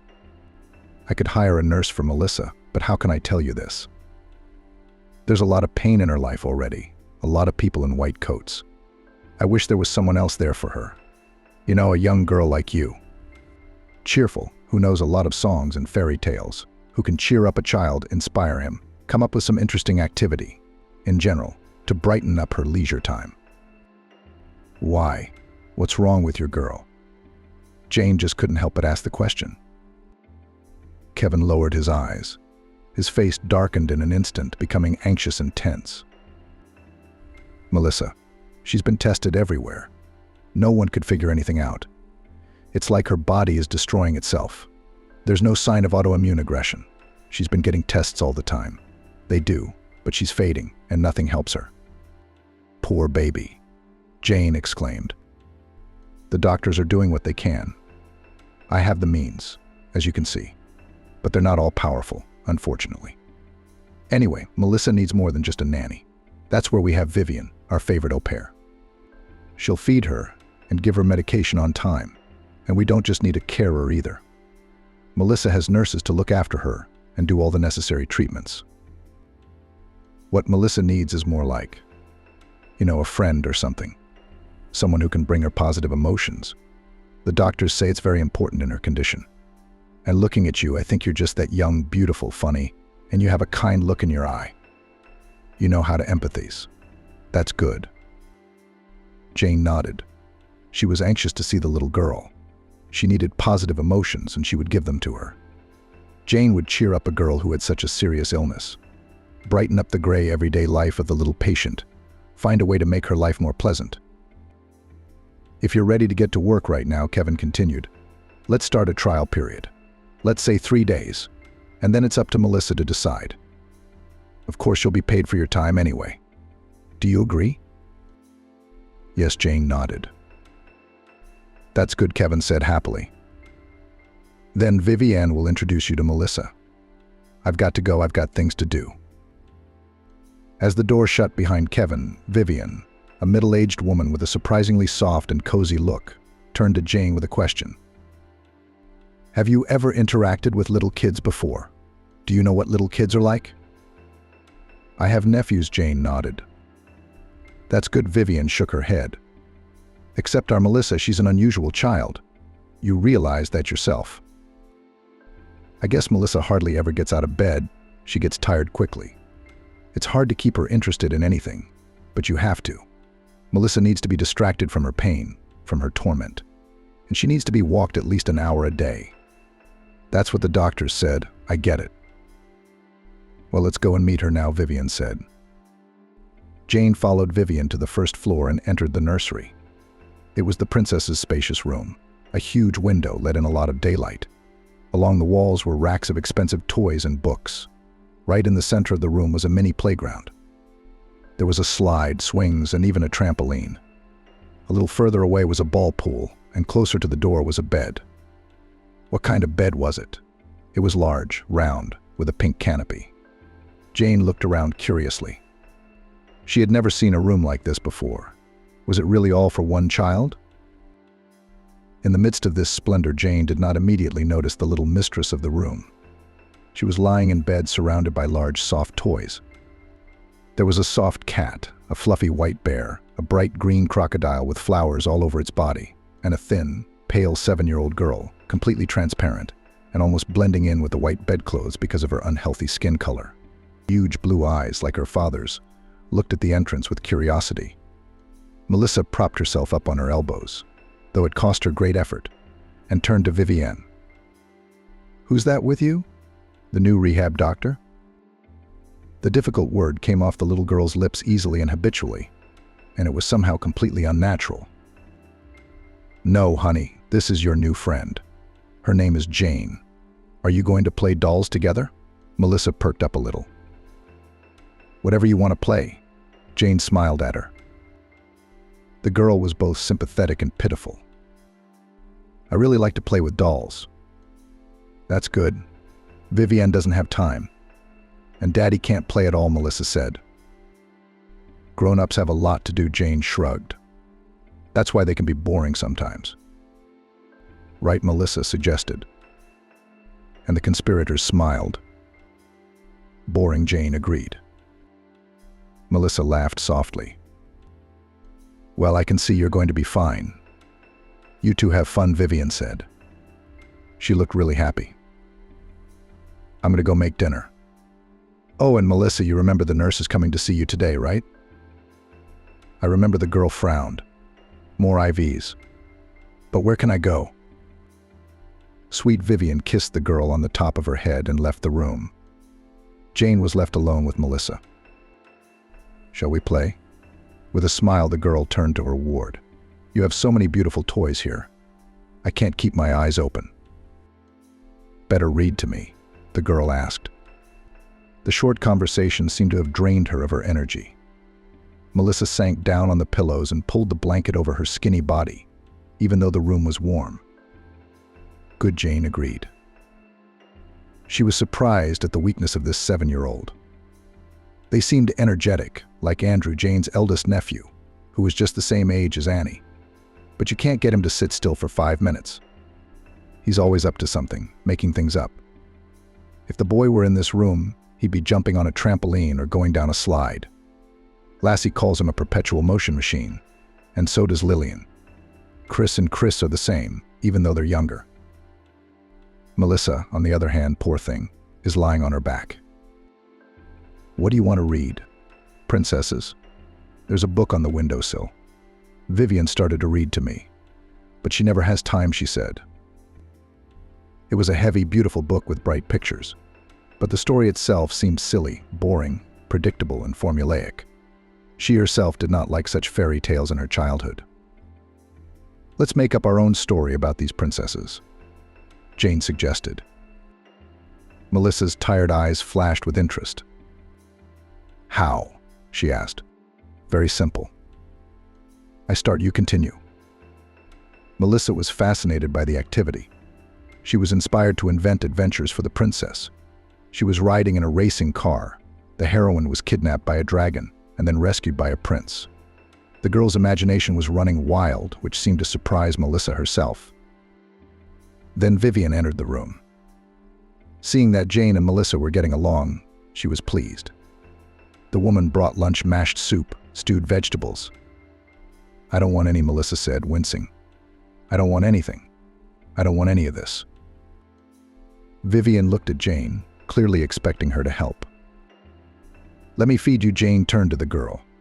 Each spoonful is another princess adventure. I'll make them up as I go along. Can you imagine how much I'll have to tell you? Which do you think will finish first, your food or my imagination? It worked. The food ended faster than Jane's fantasy. But Melissa demanded more stories. Vivienne splayed her hands in surprise, smiled, and walked out. Soon a nurse entered the nursery. Melissa immediately darkened. She was almost asleep. Lunch and history had tired her out. But it was time for treatments. IVs? She asked the nurse hopelessly.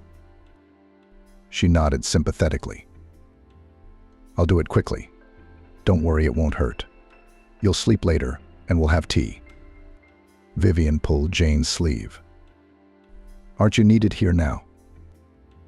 The AU pair led Jane into the spacious kitchen.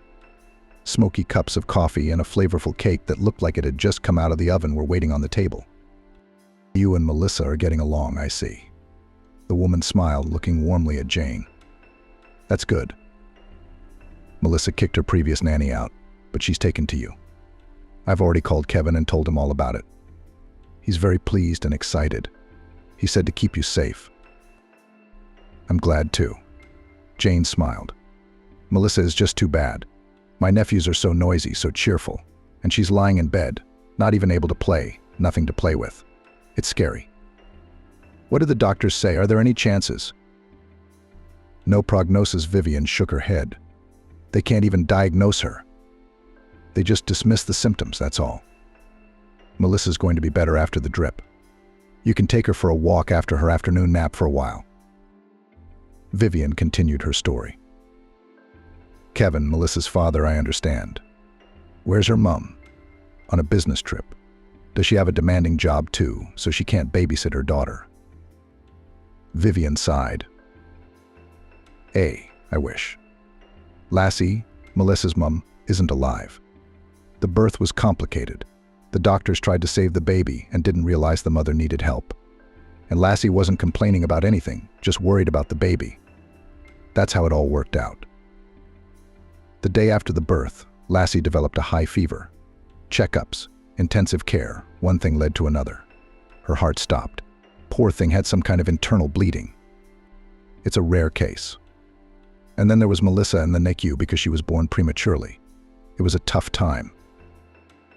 It's a shame, I agreed. That's a shame. Let me tell you the whole story, Vivian said. It looks like you're going to be with us for a while, so you should know. Kevin grew up in a happy, full family. A loving mom and dad, caring, attentive grandparents. A room of his own. Trips to the seaside every summer, birthdays.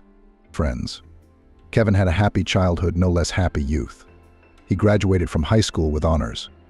Thanks in large part to parents who cared about their son's education.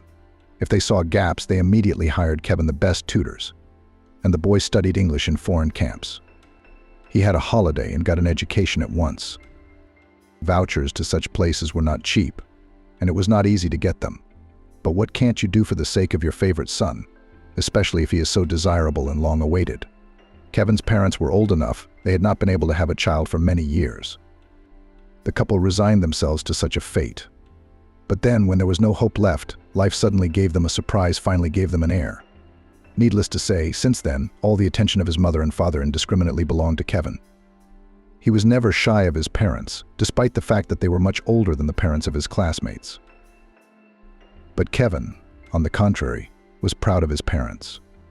His father was a well-known businessman in the city, and his mother was the head doctor of a regional hospital.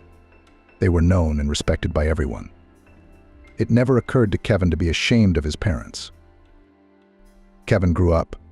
His parents were rapidly aging, giving up. When the guy was in his third year of university, his father died. Stroke, intensive care, coma, and that was it. Kevin felt like an adult for the first time. After all, he, a student, had to get into the affairs of the company, which his parents left him by inheritance. Since he was a teenager, Kevin had been interested in his father's business. He knew a lot of things, even had the right to sign. Yet for the first time, he had entrusted most of the processes to the board manager, a longtime friend of his departed parent.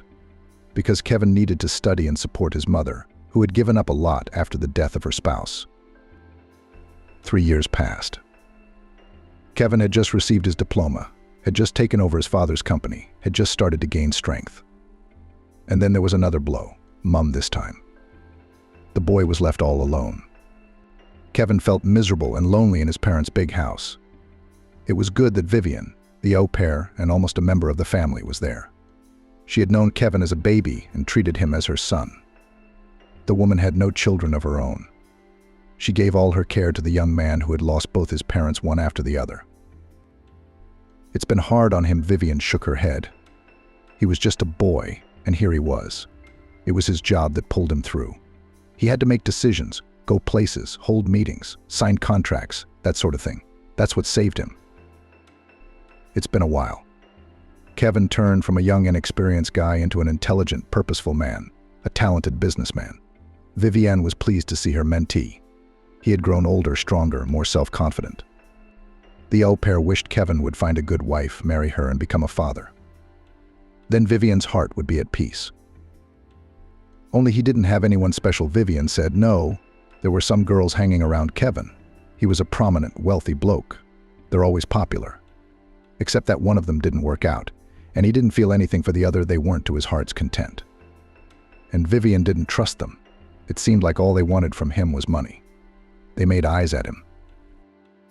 And then Lassie showed up. Kevin met Lassie literally on the street. She was in a hurry to get somewhere, as it turned out later, for a job interview at Kevin's firm. Lassie had recently been downsized.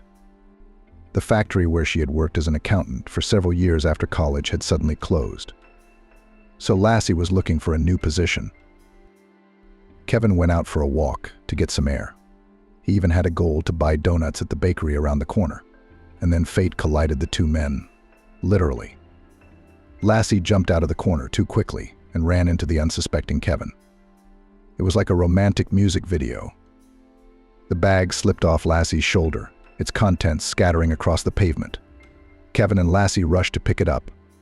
The girl apologized. Kevin assured her it was all right and admired the stranger's beautiful gray eyes. It was love at first sight. When the young people had sorted out the bag and the things that had fallen out of it, they rose synchronously and smiled at each other. Kevin, like a man, made the first move. He learnt the name of the beautiful stranger and then introduced himself. They walked leisurely and talked, getting to know each other. When Kevin found out that Lassie was rushing to his office, he realized that this beautiful girl was his destiny. And it was no accident that they met in such an interesting way, rather than seeing each other for the first time in the office. It was more romantic, more interesting, more pleasant. In short, it was a real romance. Vivian had never seen Kevin so happy. Lassie turned out to be intelligent, understanding, kind. She quickly found a rapport with Vivian too, which was important. Sweet, sweet girl. And for what? And just such a fate. Vivian shook her head sadly. A couple of years after they met, Kevin and Lassie got married. It was a wonderful couple, harmonious and happy. There was love, understanding, and respect between the couple. Vivian rejoiced when she saw them together, her beloved Kevin and his wonderful, beautiful wife. They decided not to rush into having children. Vivian continued. It was their common decision. It was like they felt something. They traveled, worked, met friends. And I, the fool, was advising them in my senile way not to delay it. I wanted to babysit their baby. But Kevin and Lassie lived on their own for 5 years after they got married. Were they happy together? No, they wanted kids, but not right away, later, until they were happy. And then the news of Lassie's pregnancy. It was an unplanned event, but the whole household welcomed it. Well, it's about time, Lassie summarized. The baby decided he'd had enough of waiting. Thank God. Vivian shook her hands. I think you're going to have a boy. You look so pretty now, Lassie. Girls take beauty from their mothers when they're pregnant. But the AU pair was wrong. The ultrasound confirmed that Lassie was having a girl. A healthy, strong one. They showed me a picture of her. They take pictures of a baby in the womb nowadays. I looked at her, and she looked just like Lassie. That's how Melissa was born, just like her mom. Melissa. It was Lassie who chose the name for her daughter. Kevin and Vivian didn't mind. They both liked it very much. The pregnancy hadn't been easy. At first, Lassie was suffering from toxicosis, then it seemed to recede, but it was replaced by other problems: high blood pressure, edema. The child developed well, but the mother suffered, melting before her eyes, refusing to eat, lying down a lot. The usually energetic Lassie didn't even have the strength to go downstairs. Vivienne carried her food straight to her bedroom. The woman felt sorry for Lassie, helped her as much as she could, and assured her that things would not be easy after the birth of her daughter. Children are for women, Vivian sighed. Pregnancy had taken its toll on Lassie. That depends. Jane shrugged, remembering her sister. Her children had been relatively easy.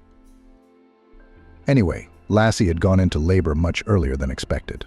The threat of miscarriage had been diagnosed throughout the pregnancy, so fortunately the mother-to-be was in the hospital under the supervision of doctors at that moment. They tried to stop the process, but failed. Melissa was born premature, weak. She didn't scream. She wasn't put on Lassie's chest. She wasn't even shown to her. Things are different when it comes to newborns who need to stay in the womb for at least 3 more months. Melissa was immediately sent to the NICU. There was a fight for her life. And Lassie seemed fine at first. I mean, she was tired, of course, after giving birth. Well, she was worried about her daughter. She was worried sick. It's all understandable. Understandable and natural, Vivian said. The doctors examined the woman in labor, found no abnormalities, and sent her to the ward. It was only later that serious symptoms appeared, but it was too late. Kevin and I were worried about the girl, Vivian said, almost crying. It was obvious that even now, 7 years later, it was hard for her to remember it. We thought the baby wouldn't survive. She was born too early. She was too weak. And then, when in the morning Kevin received a call from the hospital and was told that his wife had died of internal bleeding, he could not believe his ears. He thought it was Melissa. His mind refused to accept what he was hearing. But no, Melissa had pulled through. She was a stronger girl. But Lassie was gone. Kevin went gray, didn't sleep or eat for months. I thought he'd gone too. Vivian stopped talking. But he did. I had work to do, Melissa to pull. To be honest, he hadn't been very good to his daughter at first. Vivian blamed Lassie for what happened to her. She knew it was wrong, but she couldn't help it. She was just angry with her. Melissa was discharged home and a nanny was hired for her. Someone had to look after the baby. Vivian was too old for that. But she enjoyed playing with the girl. Melissa took her around the yard in her prom and talked to her a lot. And she was the only one who gave the newborn the love she needed. My father wasn't capable of that at the time. She's like a granddaughter to me, the au pair smiled. I took to her right away. But Kevin. He shunned the child for a long time, bought everything he needed for her, and sometimes went for a walk with her. But that was if Vivian made him. He never took the initiative. Then one day Melissa got sick, high fever. Nothing helped. She was vomiting, poor thing. It was the flu. A lot of people got it back then, and the little ones took it particularly badly, Vivian said. But anyway, Melissa was back in hospital again. The doctors had no prognosis. And that's when Kevin came to his senses, dropped everything. He sat by his daughter's bedside 24 hours a day, singing songs to her, telling her poems, rocking her in his arms. And it was as if Melissa felt her father's care. She was on the mend immediately. Their little girl was discharged, and Kevin became completely different with her, a real father, loving and caring. Life went on as usual. Kevin worked hard, but always found time to spend with his daughter. Melissa grew up, pleased her father and Vivian with her excellent health and rare intelligence, and everything seemed to be fine. Except that Vivian was worried that Kevin was all alone. It seemed to her that he would not be happy until he met a woman. Only now it was a very difficult task. For Kevin's chosen one, she had to love and accept Melissa. Otherwise, any union was out of the question. Well, God has heard my prayers, Vivian smiled. And Kevin had a beautiful Samantha. I can't take my eyes off her. Smart too. She's got a kid herself, a little girl a little younger than Melissa. It's a great family. Samantha got a job with Kevin, and it all started at some corporate event. It's pretty standard stuff. Samantha was good to Melissa. She often took her and her youngest daughter out to an amusement park or to the cinema. Melissa grew to love both Samantha and her little half-sister Annie. She was truly happy. Kevin and Samantha got married and started living together, and then Annie started having these symptoms. First dizziness, then nausea, weakness, no appetite. Examination in the best clinics, trips to doctors abroad, consultations of famous professors, all this did not give any result. Doctors could not make the correct diagnosis. The girl was melting before our eyes. The first year she was still fine. She was still on her feet. Vivian almost cried again. It was obvious that her heart was truly hurting for the little girl. After New Year's Eve, she was quite ill. And now I am so frightened for her. I don't know what kind of illness has attacked our little girl. Samantha and her daughter moved into her flat temporarily. Annie was in daycare, and it was too dangerous for Melissa to get infections from there. So Samantha and Kevin made that decision. And it comes from Samantha a lot. Every day almost, Vivian continued. She's a good girl. She brings Melissa fair gifts. She brings Annie some too when she's not sick. But when she went to the garden, it started. Sick day after sick day. So it turns out. They have a wife with one child separately, the husband with the eldest daughter separately. Such a family. Well, where to go? That's the situation. It's a strange situation, Jane said. She was shocked by Kevin and Melissa's story. It's like a TV show. Well, that's just the way it is. The older woman waved her hands. Melissa, I see she's getting along with you, and that's good, she said. Everything will be nicer now. Days went by. Jane now lived in the room next to Annie's nursery, but the girl often asked Nanny to stay the night in her bedroom. Melissa had a very comfortable sofa there. Jane made herself a bed on it. They talked before bedtime, holding hands. Jane saw Melissa's problems. It was very important. The girl clearly lacked attention, even though there were many adults around her. Kevin was a very caring and anxious father, a pleasant man to be around. They often had conversations about Melissa. The man always listened attentively to Jane, did not interrupt or argue, asked the right questions. Jane also got to know Samantha. Vivian was right. Indeed, she was a very beautiful woman. Chiseled cheekbones, beautifully curved lips, the grace of a panther, a true queen. But when Samantha interacted with Melissa, when she adjusted Melissa's blanket, smiled and stroked her head, Jane couldn't shake the feeling that the woman was a hypocrite. It was evident in seemingly insignificant details as well. A cold glint in her eyes, a squeamish movement of her lips, something elusive and very unpleasant. One day Jane had a strange dream. The girl found herself in some room, ragged wallpaper, creaky floors. She sat on a stool by a dark window, through which nothing could be seen, and realized that she was asleep. She wanted to wake up, but for some reason she couldn't. And then Jane did not even realize where she had come from. Lassie appeared as if out of thin air. Jane recognized her because she had seen Melissa's mother in pictures. Lassie smiled sadly and looked at Jane with a warm and very soft gaze. "Watch her," she said in a quiet, illogical voice. "Watch out for Samantha. She's the trouble. She's dangerous." Lassie vanished into thin air. And Jane had so many questions she wanted to ask her. Watch her how? What? Was she dangerous? Jane woke up in a cold sweat. Or rather, as if Jane had flown into her body, fallen into it. It was a strange sensation. Lassie's words were still echoing in her head. No, Jane didn't believe in the supernatural. But the dream, which was little more than a dream, was more like a journey through time and worlds. The strange dream just wouldn't let go. The next day Samantha was gone, and Jane waited for her. She knew for sure this woman was involved in something bad.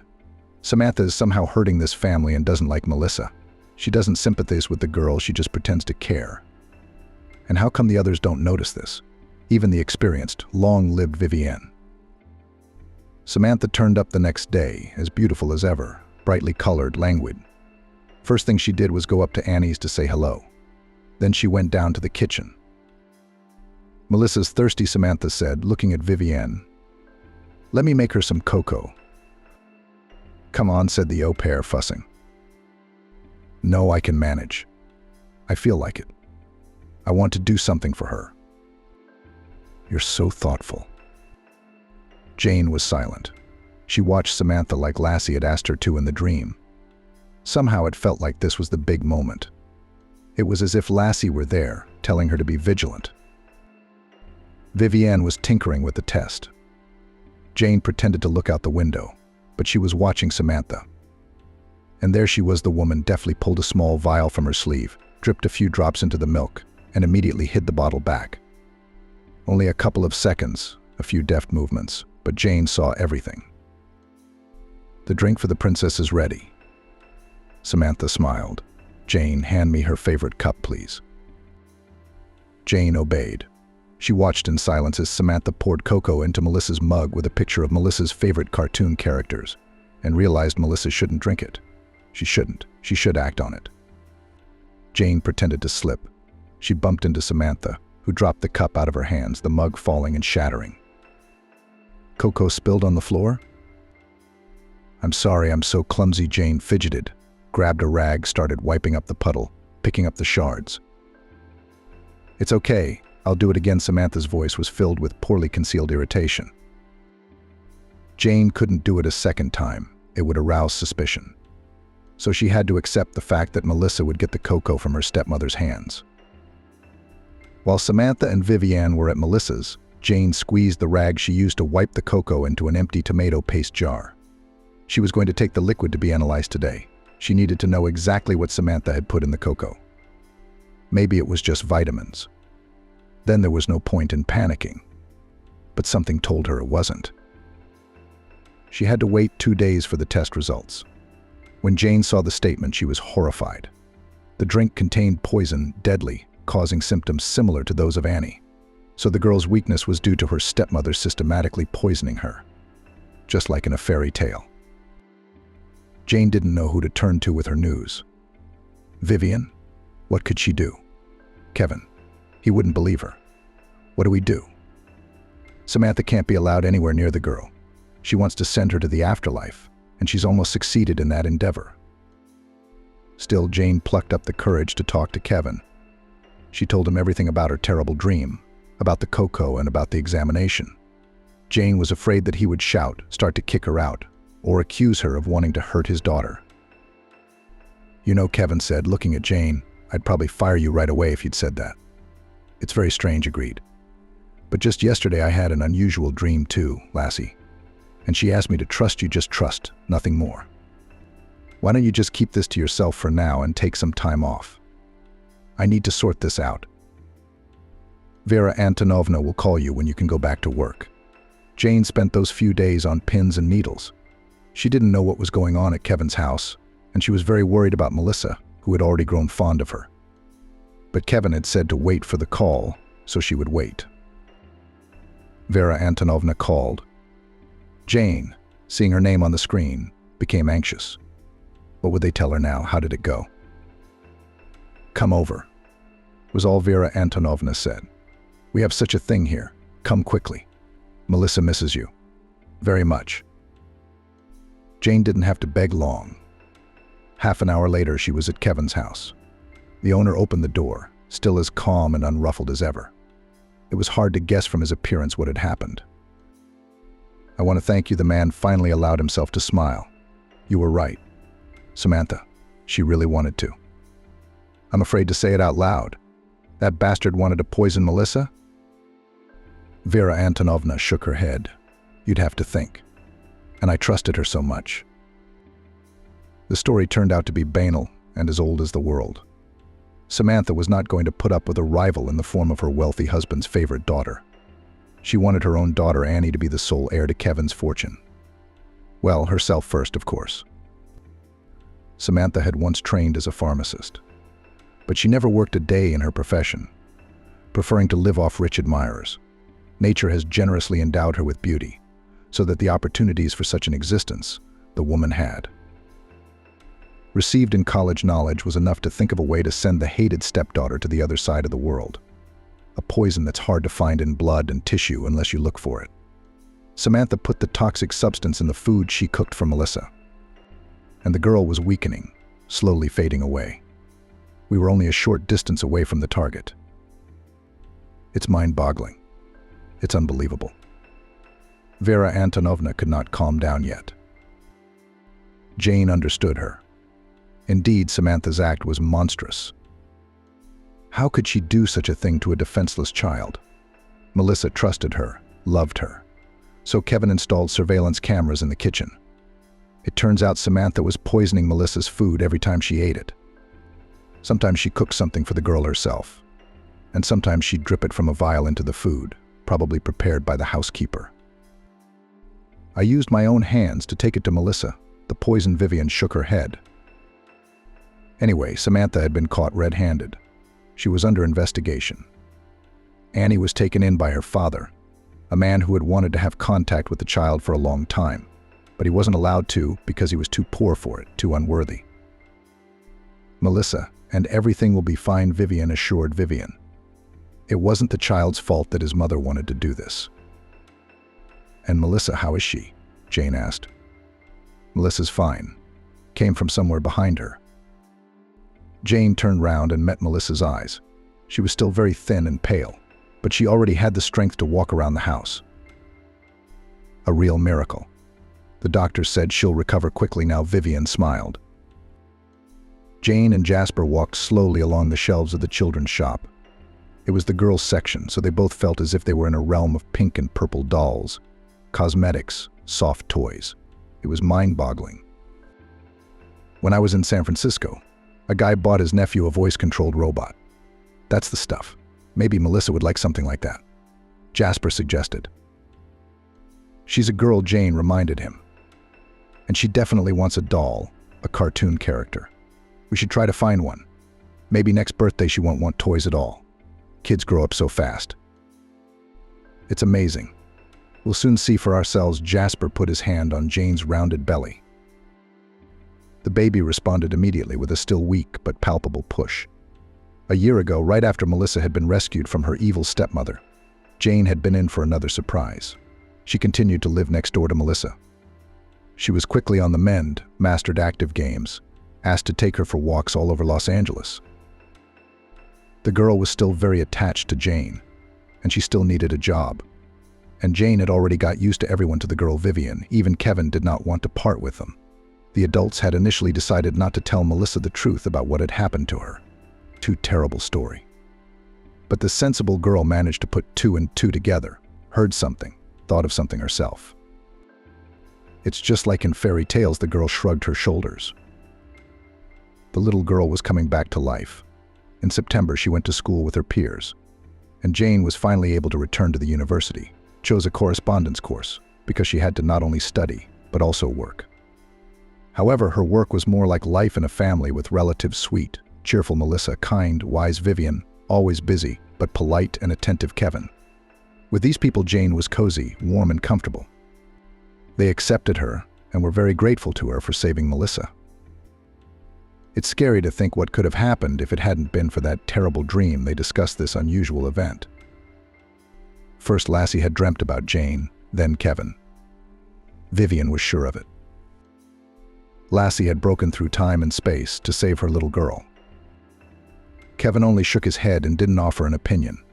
And Jane? She didn't know what to think. Perhaps Samantha had aroused her suspicions right away. After all, she hadn't liked Melissa's stepmother at first sight. More likely, Jane ran the thoughts through her head. It was possible that they'd been transformed into unusual dreams. Except Kevin had dreamed about Lassie too and asked him to believe Jane. That afternoon, Jane left the house alone. Melissa was studying. Vivian was doing chores around the house. Jane had to drive to the university to drop off some papers at the dean's office. Suddenly, Jasper stepped towards her. Jane couldn't believe her eyes. The sight of him made the hair on her head stand on end. And him? He looked happy and confused, smiling, looking at Jane as if there were no one more important to him in the world. "I found you at last," he said, and he held her close to him. Jane understood nothing, but she did not resist. She snuggled against the man she loved, enjoyed his closeness, and tried not to think of Jasper's betrayal, of his sudden disappearance. The explanation turned out to be ridiculously simple. Jasper simply dropped his phone into the ocean during a boat trip. Naturally, the gadget disappeared irretrievably. Jane wasn't registered on social media, so he simply couldn't contact her. No way. Jasper wrote letters like the old days, letters and telegrams. But Jane had moved in with Kevin and was hardly ever home. So the letters piled up in the letterbox and then somehow disappeared. "I remember this moment," Jane said. "I came home one day and saw that the letterbox door was broken. Someone had opened the box and taken the letters for some reason. Maybe kids? Maybe a nosy neighbor. In short, you never heard from me, so you thought I'd forgotten about you. Started a new life," betrayed Jasper continued. "I couldn't just drop everything and leave. It was about my career and our future, our well-being. It was unbearable without you, without news of you. But I knew I would have to wait, and then I would be financially secure for many years to come. And then I could fly to you and explain everything. I didn't realize how much trouble you were in. I didn't know you had to take out a loan. I didn't know anything about you quitting your job. It's been so hard on you." That's it. Just an unfortunate coincidence. Jane was glad that her feelings and Jasper's were real, that there was no betrayal or deceit in her life. Just a misunderstanding that had finally been resolved. Jasper now had a contract with a well-known producer in the capital. He had everything he dreamed of: concerts, gigs, tours, opportunities to take his music to people who were ready to accept it. And money. Money, of course. Jasper had even managed to buy a flat for the two of them. It was in the middle of a renovation. Jasper and Jane were married. They were already expecting a child. Jane felt happy and loved. She didn't work for Kevin anymore. And a stronger, more mature Melissa didn't need a 24-hour nanny. But they were all still friends. And right now, Jane and Jasper were picking out a 9th birthday present for Melissa that might not have been. "Your son is your responsibility now," said the daughter-in-law to her mother-in-law. If she only knew. Hospital corridor. An old man with greenish tiles looked into my eyes. From the daylight lamp, long children stretched out their thoughts. The ceiling echoed in their temples. Amanda fidgeted nervously with the bracelet on her arm. She walked back and forth along the corridor, adding the clatter of her heels to the sunset of the lamps. She sat down, trying to calm down, then jumped up again. The doors of the operating theater rustled and creaked lightly. A doctor stepped out of them. Amanda jumped up again, looking hopefully at the medic. "Doctor, please don't be silent." She folded her arms across her chest in a pleading gesture. "The chances are 50-50, the doctor finally said, tightening the mask on her chin. "That she'll get out of the pram." Amanda sobbed sorrowfully again. "You have to believe in the best." The doctor tried to cheer up the girl. He was still young, he would recover. And I wanted to believe in the best. Of course, Amanda was worried about her husband's health, but she was more concerned about the loss of the family's main income and the question of who would provide for them now. Edgar rode out of the corridor to meet his wife returning from work. Amanda was not in a good mood. Lately, it had become a constant state for her.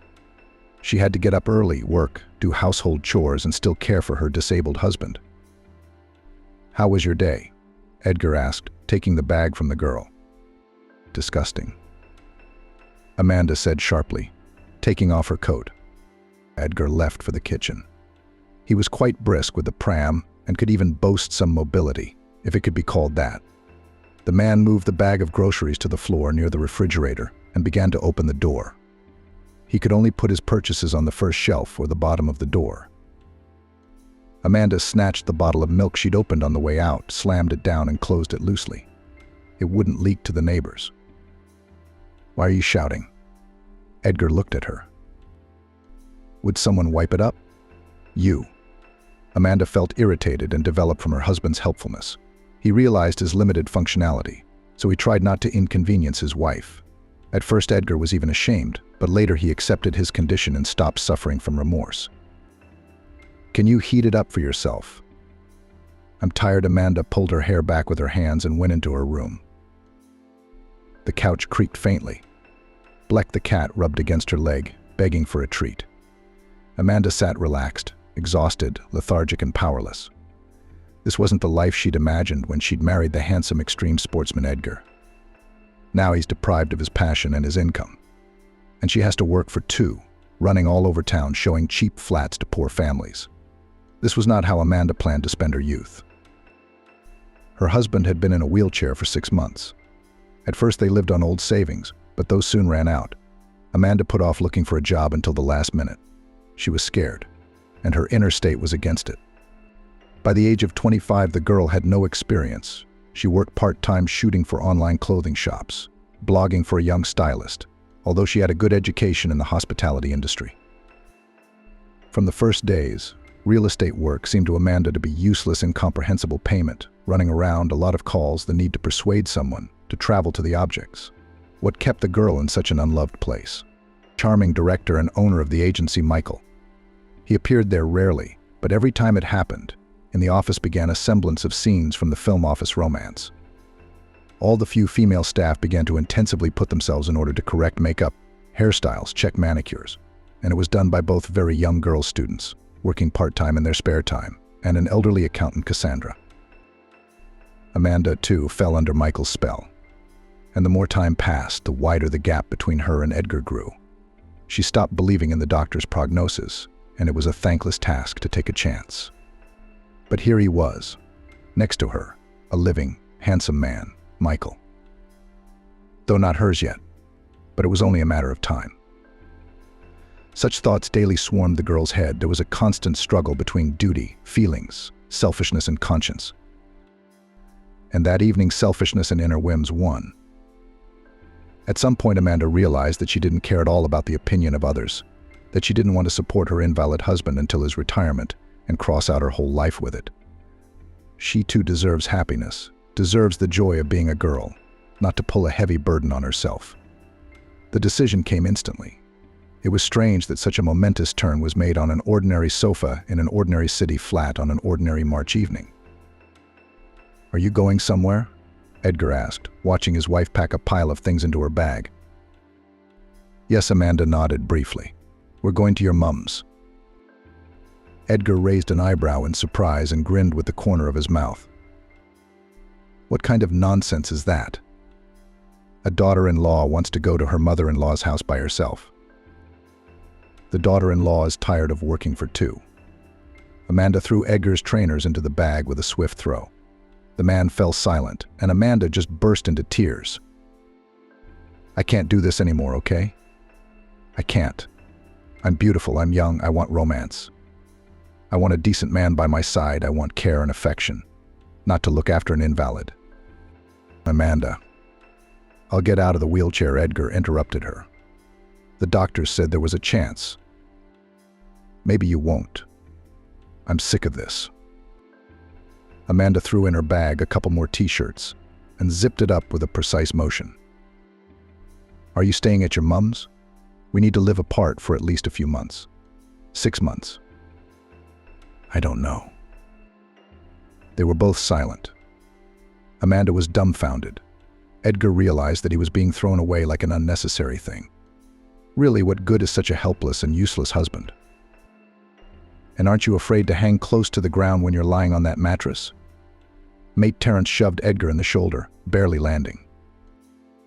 "Fear the wolf," the man grinned, laying the foam on the grass so that he could gather it up without getting tangled in the slings. Edgar and Terrence had been taking tourists on extreme tours to the mountains, the Alaska range, for 5 years. The guys had tried everything that could tickle the nerves and make the flesh shake. Rafting, jumping rope, quad biking, long-distance hiking, mountaineering. But Edgar's greatest passion was paragliding. He spent almost the whole summer in the mountains. He flew, tried, learnt, got bumps, wiped his knees on landing. Once he dislocated his elbow, caught his paraglider on a tree, and fell from a height of a couple of meters to the ground. The air of freedom and the glamour of the mountains beckoned the stubborn lad, who flew where others were afraid to go, and stayed under the clouds for so long that his fingers went numb from the cold. Edgar started riding tourists when he was already convinced of his own skill. So the guy's work, Terrence was the driver and organizer. Edgar was the coordinator and implementer of extreme entertainment. For 6 months they earned so much that the remaining 6 months could not work at all. But they didn't. They simply changed the style of traveling, and instead of paragliding, they went snowboarding and skiing with tourists. "Oh dear, finish that stuff you're doing.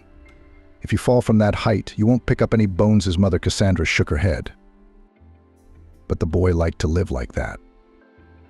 It was 100 times better than sitting in a stuffy office poking at buttons. Dangerous? So what? It's dangerous to sneeze in a public place these days. So what are we supposed to do? Not go out? Of course not. You've got a great education. Go to the bank, make a career. Mother wouldn't stop. Will the children go to the mountains too? No wife, no kids either.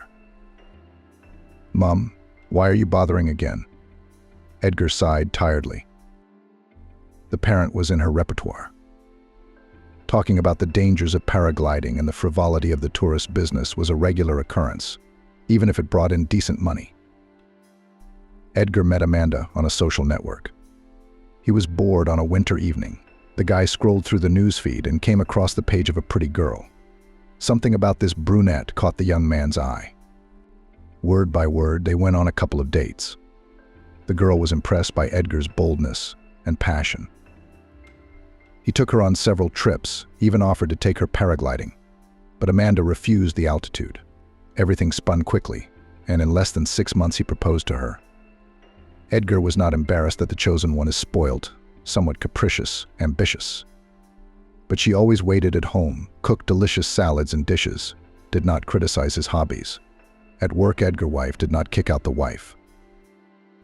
Let her do what she likes, he said to his mother. I earn enough for 2. At least she's always beautiful and fresh. Amanda was more than happy with this arrangement. She was already dreaming of a full-service travel agency, of a house somewhere by the sea, of her own column in some fashion magazine. Life went on at its own pace. Edgar and his wife lived a year and a half. Her mother gave the young couple her 2-room flat, and she bought a small house in the countryside outside the city on her savings and moved in, but on the condition that soon there would be grandchildren. Edgar guffawed. Amanda rolled her eyes. Children were not in her plans for the next 100 years. But it wasn't necessary to upset Cassandra to know that. Instead of children, Amanda suggested that her husband get a Spitz. Edgar didn't mind and promised that after the next tour they would go together to a breeder and choose a puppy. A happy Amanda stayed home in anticipation, and Edgar and Terence took the tourists to the mountains. Edgar had been warned by everyone that his fascination with flying would not end well, but fate had other plans. The return trip in the mountains fell on rainy weather. In late August, Terence drove the minibus with the group, carefully slowing down on the serpentine corners. Edgar was dozing in the front passenger seat, tired from the busy program and the early rise. It all happened in a split second when a dashing local jigger in his car sped out of the corner and into the oncoming traffic. Terence swerved to the side to avoid the collision. The minibus tipped on its side and slammed into a pole and a concrete barrier. Edgar was literally squeezed in half between the roof and the dashboard.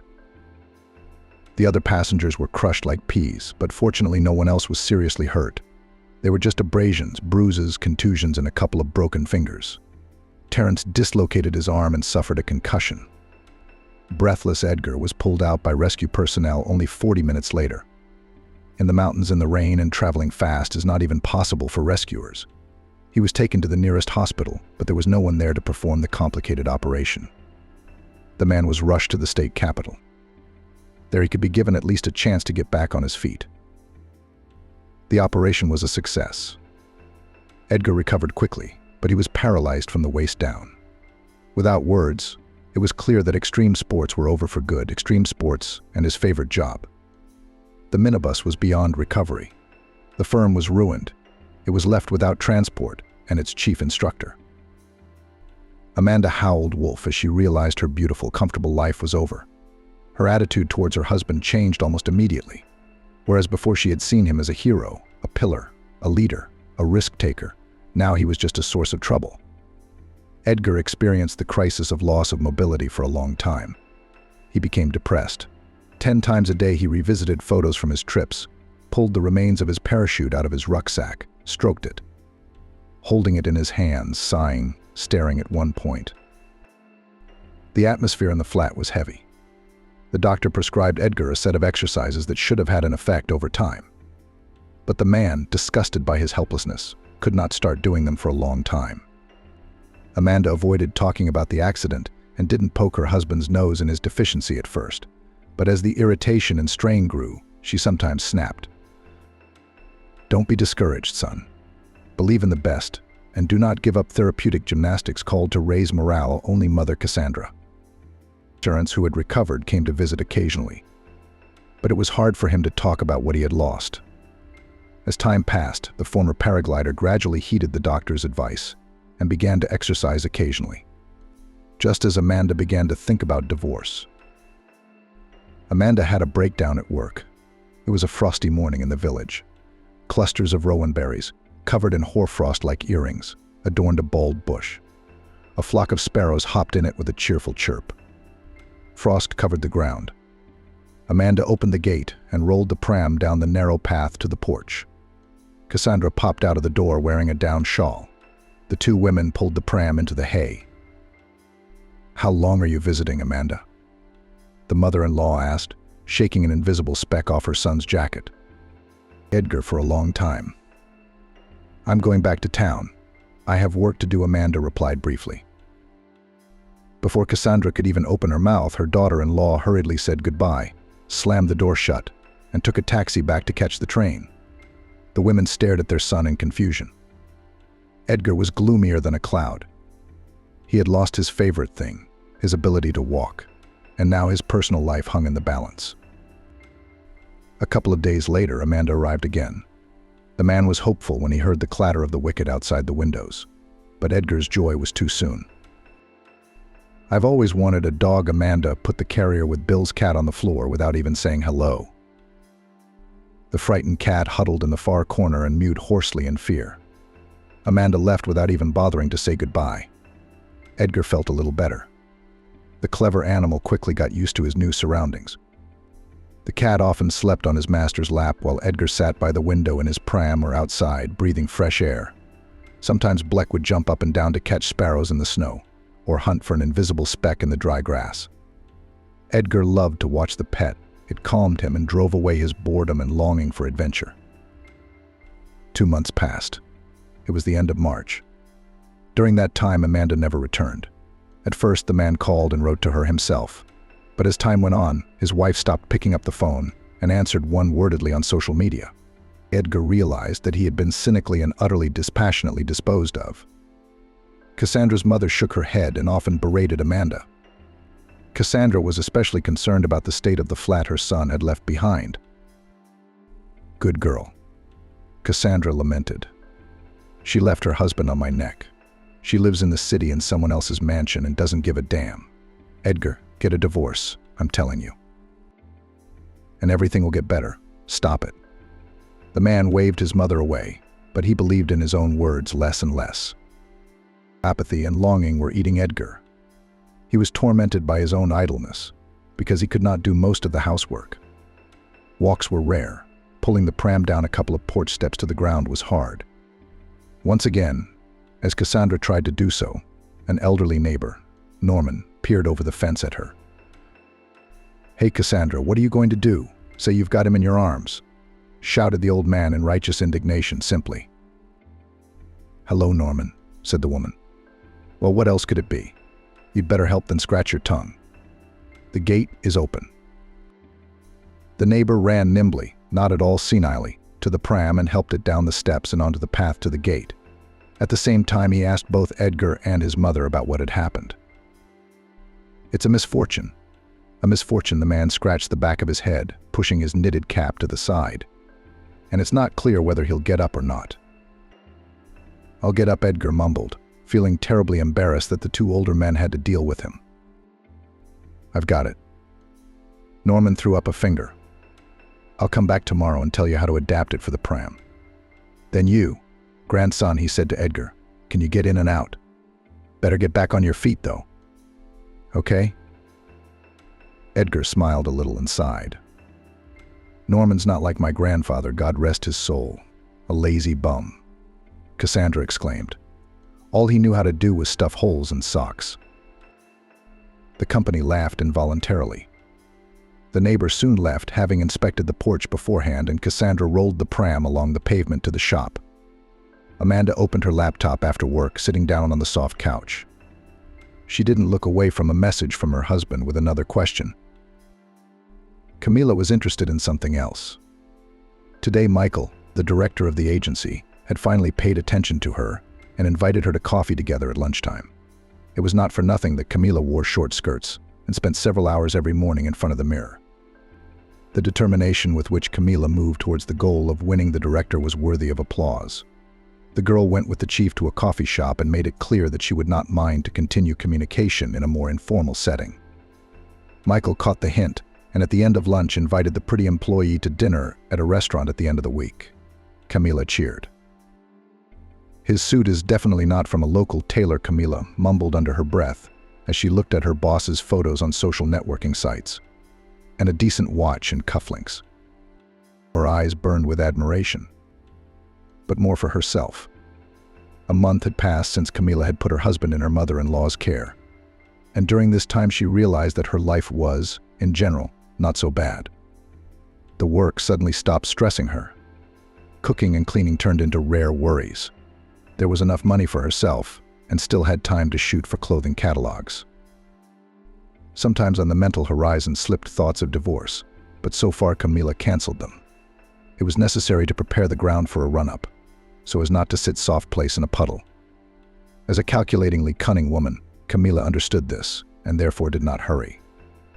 Though Edgar could have served Edgar at any moment. But she would think of something. Yes, and not much believed Camila that kind attached to her Edgar first will go to such a step. The photos of the boss told Camila what she wanted to know. Michael, in his 35 years, was the owner of a nice house in the suburbs, 2 cars, and clearly had a passion for business things, foreign tailoring. The girl leaned back contentedly on the back of the sofa, scrolling in her head options for outfits for a future date. Her sick husband and the fact that she was legally married did not slow Camila down a bit. She didn't give a damn. X-Day came. Michael picked her up in his car. Since her work in the agency, Camila tried not to spread much about her personal life. She'd taken off her ring right after she'd sent Edgar to the country, and therefore in the car already flirted with her boss, who was 10 years older than her. The girl achieved her goal. In the morning, she woke up in the house of her lover. Michael brought her coffee and asked if the young lady does not want to go to the skating rink. A couple of days later, Camila flirtatiously agreed. Everything went according to plan.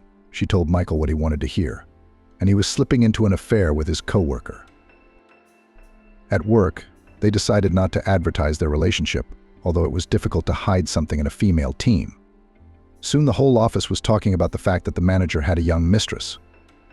Camila quietly laughed at the gossiping colleagues, but did not hurry to reveal the secret. Her goal was Michael, not to hurt the noses of her workmates. The first day of April was too warm. It was as if the sun had reached the clear sky and was now eager to make all the plants grow and bloom in one day.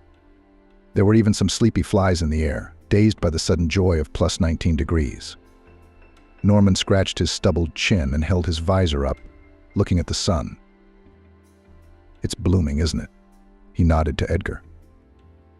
The man sat in his buggy on the porch path, keeping his neighbor company while he reworked the sides into a strong and smooth slope. On Edgar's lap, Black the cat stomped around. He was writhing in pain, digging his paws into his master's lap. "Now we'll put some paste on it, and you'll ride like a racer," the elderly neighbor said contentedly, wielding a hammer. "At least we can do it without breaking traffic laws," Edgar smiled. He'd been a little perked up lately. Maybe it was the weather, maybe it was the fact that Amanda had practically abandoned him. Either way, clarity had come. Besides, Edgar had figured out a way to brighten up his hated idleness. He decided to write a book about his journey to paraplegia. He found a blank notebook in his desk and began jotting down ideas. Edgar had never written any texts before, except for essays at school. However, his work was quite vigorous. It was the abundant reading in the winter evenings, as his mother had always favored books and had plenty of them at home. On those same winter evenings, he and his parents, sometimes with neighbors or alone in the kitchen, would read across from each other while drinking herbal tea. At such times, Edgar would forget that he was deprived of the ability to walk and become a little happier. Black stretched his striped back, jumped to the ground, and disappeared behind the fence on some feline business of his own. "It's done." Norman surveyed the job well done, and then turned to Edgar. "Come on, son, try it yourself." Edgar, helping himself with his hands, began to carefully roll the pram up the makeshift ramp. A few minutes later, he and his vehicle were already at the door to the house. "Well, that's good," praised his neighbor. "Grandpa, are you here?" Came from behind the fence. "Let's go to lunch. I boiled some brine soup." Edgar turned his head at that voice, which sounded like the crunch of thin ice on a puddle. A girl in a striped jumper was waving from behind the gate. Her blonde curls were poking out from under her beret, and her bright blue eyes were visible, even at a distance of several meters. "My granddaughter," Elizabeth. Norman nodded discreetly to Edgar. "She's in town for the weekend studying. I don't know who she's studying for," said the old man. "Come on, Grandpa, let's go. It's getting cold." The guest stomped her foot demandingly outside the gate. I'm coming. Why are you shouting?" The neighbor waved good-naturedly at her. "I'll go." "Edgar, say hello. I'll see you again. That beam under the roof is bad. It could use a change." Norman gathered the tools in a bag, waved to Edgar, and went out the gate to his granddaughter. The man thanked his neighbor for his hard work, and suddenly realized that he couldn't stop thinking about Elizabeth, even though he hadn't even met her. April continued to bring warmth and wind. There were sparse gray-white piles of snow in the flower beds, and among them were sprouts of the first spring flowers sticking out of the ground. Edgar hadn't written to Amanda for a long time, but he was actively working on his book. The second notebook was already written. "Edgar, can you get to the shop by yourself?" "Are you out of salt?" Mother shouted from the kitchen. "I can't leave. The pies will burn and the soup will run away," Edgar said. The way to the grocery store was simple, a straight asphalt path about 250 meters long, with no steps and no potholes. "I can make it," Edgar said. He hastily put on his jacket, checked the change in his pocket, and rolled toward the gate. Glad that he could help at last, it was time to go for a walk. His mother looked at him from the window. The tires of the pram rustled quietly on the already dry asphalt. Edgar moved slowly, looking at the village. In the gray and dreary winter, it was depressing. But when the sun came out, the carved shutters and skates on the roof shone. In front of the yard's colored borders and future flower beds looked out. Quick sparrows were dragging grain from the chickens' feeders, chirping. Somewhere sheep barked. The noise pleased the heart, heralded the arrival of warmth to people and animals. Edgar got to the shop without any problems, bought salt and rolled back. Almost back to the house, he heard the pitiful, familiar meows from the roof of the neighbors. The man looked up. Bill was sitting on the roof. Edgar had seen from the window that the cat used to climb up there on scaffolding. The neighbors were repairing something in the attic, and the scaffolding had been up there most of the winter. But the repairs were over. The scaffolding was removed so as not to clutter up the flower bed in front of the windows. And the poor cat was trapped. There was no tree nearby, no lower roof, no suitable fence to climb down. Unhappy Bill climbed into the attic to the neighbors, fell asleep there the night before, and in the morning they cleaned up the scaffolding. And now the frightened animals, seeing the owner, shrieked at the top of their voices that the poor man was stuck. "How are we going to film you now?" "That's the problem." Edgar looked questioningly at the pet. He tried knocking and calling the neighbors, but they weren't home. Apparently, Edgar's conscience prevented him from calling his mother. The feeling of helplessness and inferiority came again. The man looked at the pram with dislike.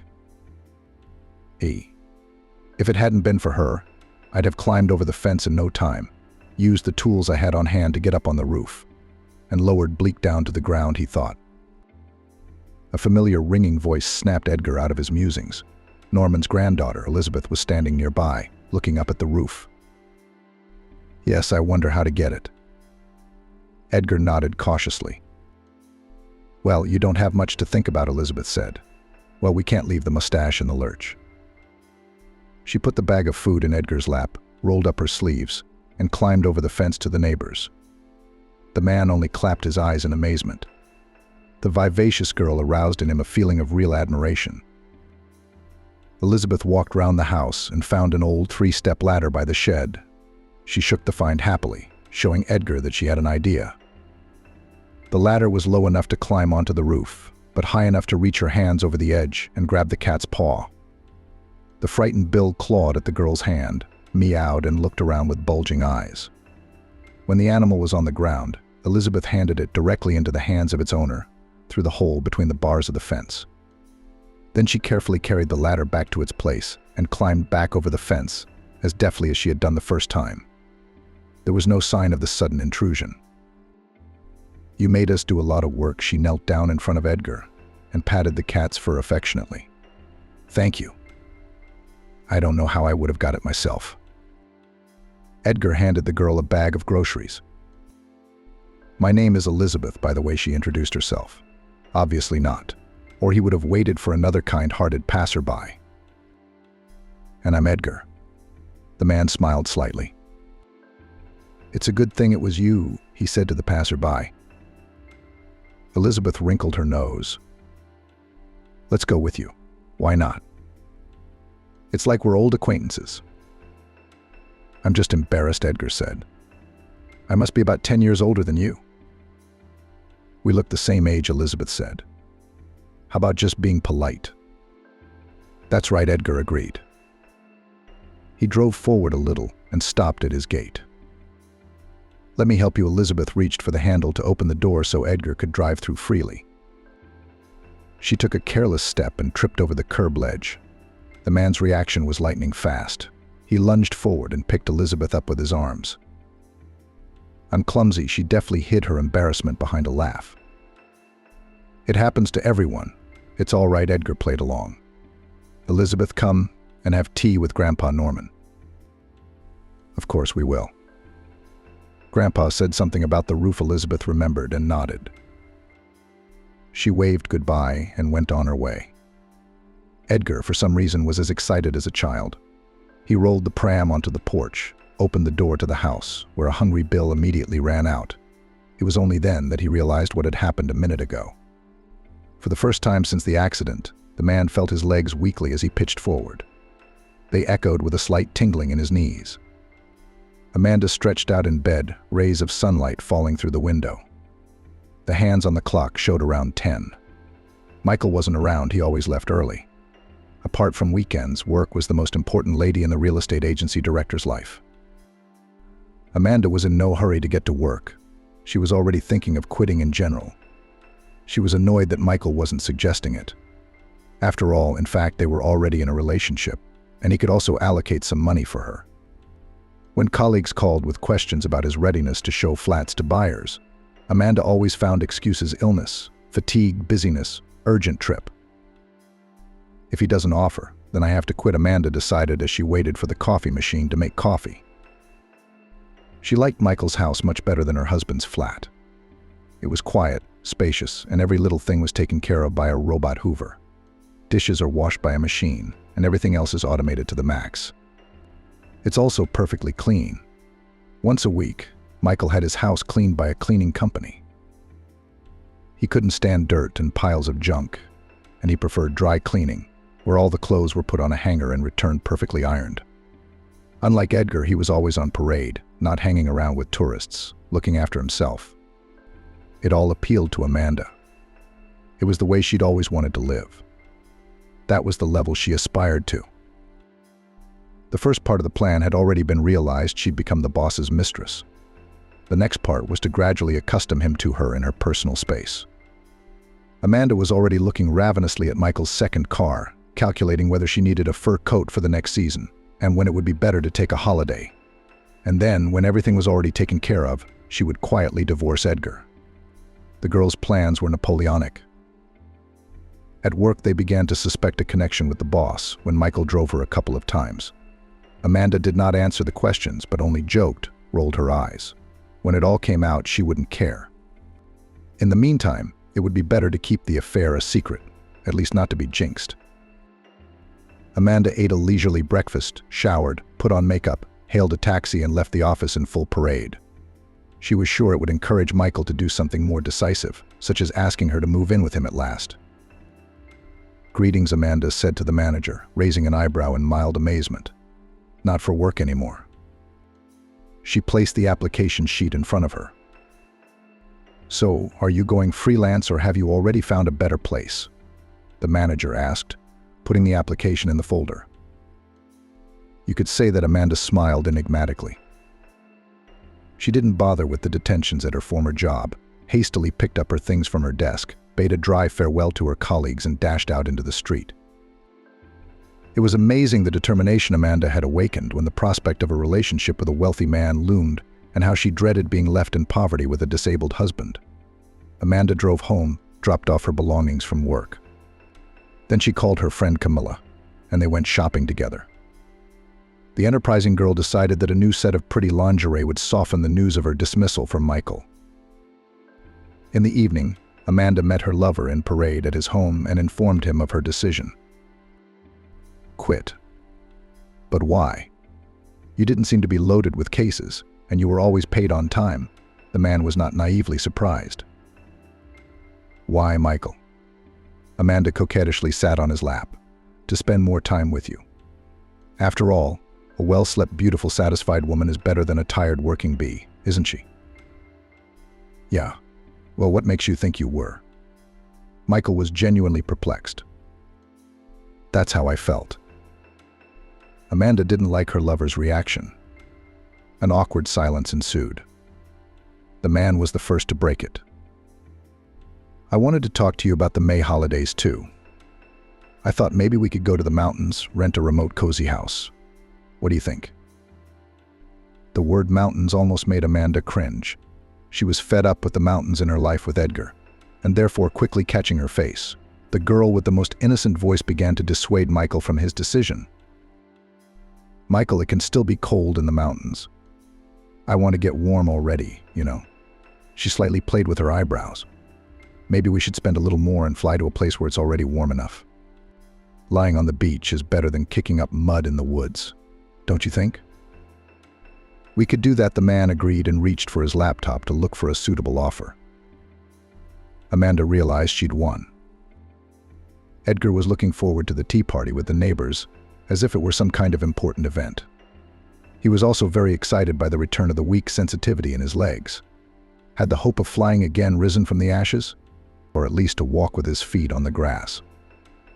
Edgar longed for the paraglider, the mountains of his active life. He had buried it all when he got into the pram. But now there was a glimpse of a chance in the darkness that not all was lost. Edgar found the doctor's appointment folder, studied the instructions for physical therapy, and began to slowly exercise. Cassandra even let out a quiet tear of joy as she watched her son exercise. She tried to support him in everything, but not to push or nag him. She realized what Edgar was going through physically and mentally, and so she lagged behind with questions about Amanda, about motivation, about the flat. Time will come on its own, everything will work out as it should, the woman sometimes said to herself in the evenings, tapping her knitting needles against each other. On a warm afternoon in mid-April, Norman and Elizabeth appeared on the doorstep of the house. The landlady invited them in, but the brisk grandfather waved them away, saying that first work, then tea and talk. So he surveyed the edge of the roof and set to work. Cassandra fussed at first, but then waved goodbye and went off to make dumplings. Edgar and Elizabeth set up on the front porch in case the good neighbor needed to fetch tools. "That's a great-grandfather you have, Elizabeth," Edgar whispered in the girl's ear. "I don't remember my grandfathers. I was a little boy when they were gone. I guess I was lucky." Elizabeth nodded and smiled as she looked at her relative who was hard at work with a hammer. "And yes, you're right, my grandfather is a good man. An example for the whole family in hard work and optimism." "I can see that," Edgar agreed. "Do you look like him?" Elizabeth tilted her head slyly and looked down at Edgar. She rested her hand on the wheel of the pram. "What is it?" She looked at the boy expectantly. Edgar was embarrassed for some reason. His heart was pounding like crazy. This simple and perky student caused in him a feeling similar to the first flight under the dome of a paraglider. "You're light, witty, and kind," Edgar said in one breath. Elizabeth felt as if she were experiencing all the words in turn, and then nodded affirmatively, nodded a little pictorially, gave Edgar a playful tap on the shoulder, and laughed. An hour later, vanilla and cherries wafted from the open kitchen window. Cassandra leaned out the door and called out to everyone. "Give up that roof, Norman. And you guys, come and eat your dumplings while they're hot." Edgar and Elizabeth were chatting on a bench near the porch and did not even hear the hostess' response at first. "You, Cassandra, should have your stomach full of people when you're in the middle of work," the elderly neighbor said, fiddling with his tools. "Grandfather, let's not go. It will get cold," Elizabeth said softly. She grabbed the handles of the pram with Edgar and boldly rolled it down the porch to the entrance. "Don't do that, will you?" "I'll do it myself," he protested. "Let me take care of you," Lisa giggled but didn't stop. When the two of them went to wash their hands in the back of the house, Cassandra stopped Norman, who was late for the young people, at the threshold and whispered, "There's a flower in bloom." "I can't see it," he mumbled good-naturedly. "Do you take me for an old fool?" The neighbors smiled understandingly. When the whole company was gathered round the table, the plates were already steaming, fresh with jam, homemade dumplings with garden cherries, strong tea and sour cream so thick that a spoon could stand in it. Under the table, Bill grumbled. The cat nosed on one lap or the other, begging for treats. In the end, Elizabeth quietly gave the mustached cat one dumpling. Bill instantly dragged his prey outside with a proud look. "Who is it that feeds the cat from the table?" Cassandra was outraged. "Cassandra, will you send them for a walk as punishment?" Grandpa Norman winked at his granddaughter. Elizabeth and Edgar looked at each other at the same time. "That's right," said the landlady. "The weather's nice, there's no need to sit around. Go and pick a bunch of flowers. The goose meadow has already appeared. There's a whole meadow behind the village by the pond, and there's a path for the pram, just enough for Edgar to get through." After the meal, Elizabeth and Edgar, sensing a trick, but not seeing it, were outside the gate of the house and moved leisurely along the path. "Can't you walk at all?" "I'm sorry, I shouldn't have asked that. It's inappropriate." "It's okay," Edgar answered very calmly. The doctors say there's a chance, but I can't walk yet." At the same time, he remembered the tingling in his knees. He had recently started doing his own exercises, gymnastics, to restore sensation. But sometimes apathy overcomes me and I want to give up and accept everything he shared with the girl. They say that human possibilities are limitless, and it's all about desire. Elizabeth looked at the sun and then at Edgar. "I'm studying marketing, but I want to work with people, with the masses. I feel a calling, but I don't know in what way." "That's great," Edgar complimented her. "In time, you'll realize where you're going. And you'll get back on your feet in time. I know you will." Elizabeth smiled and discreetly touched the man's shoulder.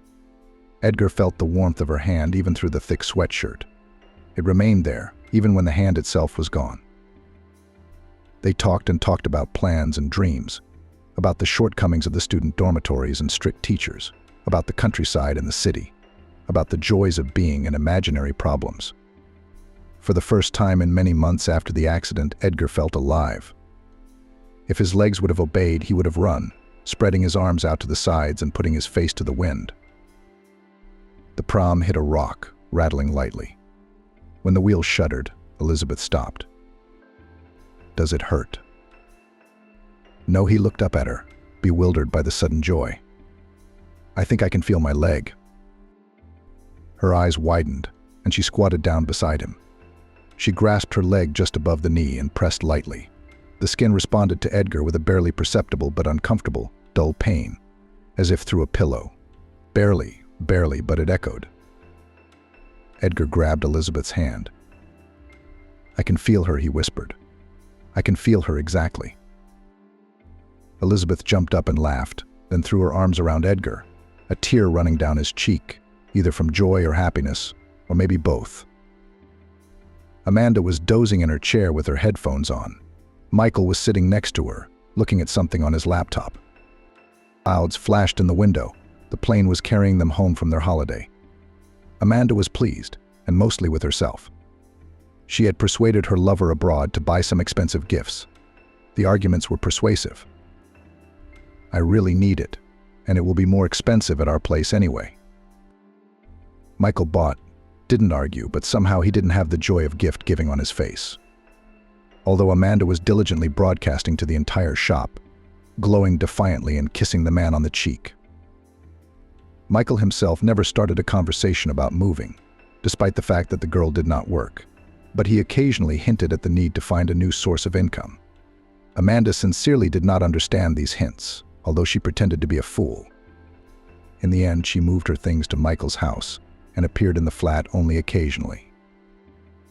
As the couple rested after the morning flight and drank coffee on the balcony, Amanda glanced again at Michael's second car. "I was thinking that I could drive," she said. "Where to?" Michael looked at her questioningly, taking his eyes off the phone screen and his work correspondence. "Shopping, errands, fitness." Amanda began to curl her fingers. "You can't do much in heels, so in trainers or boots.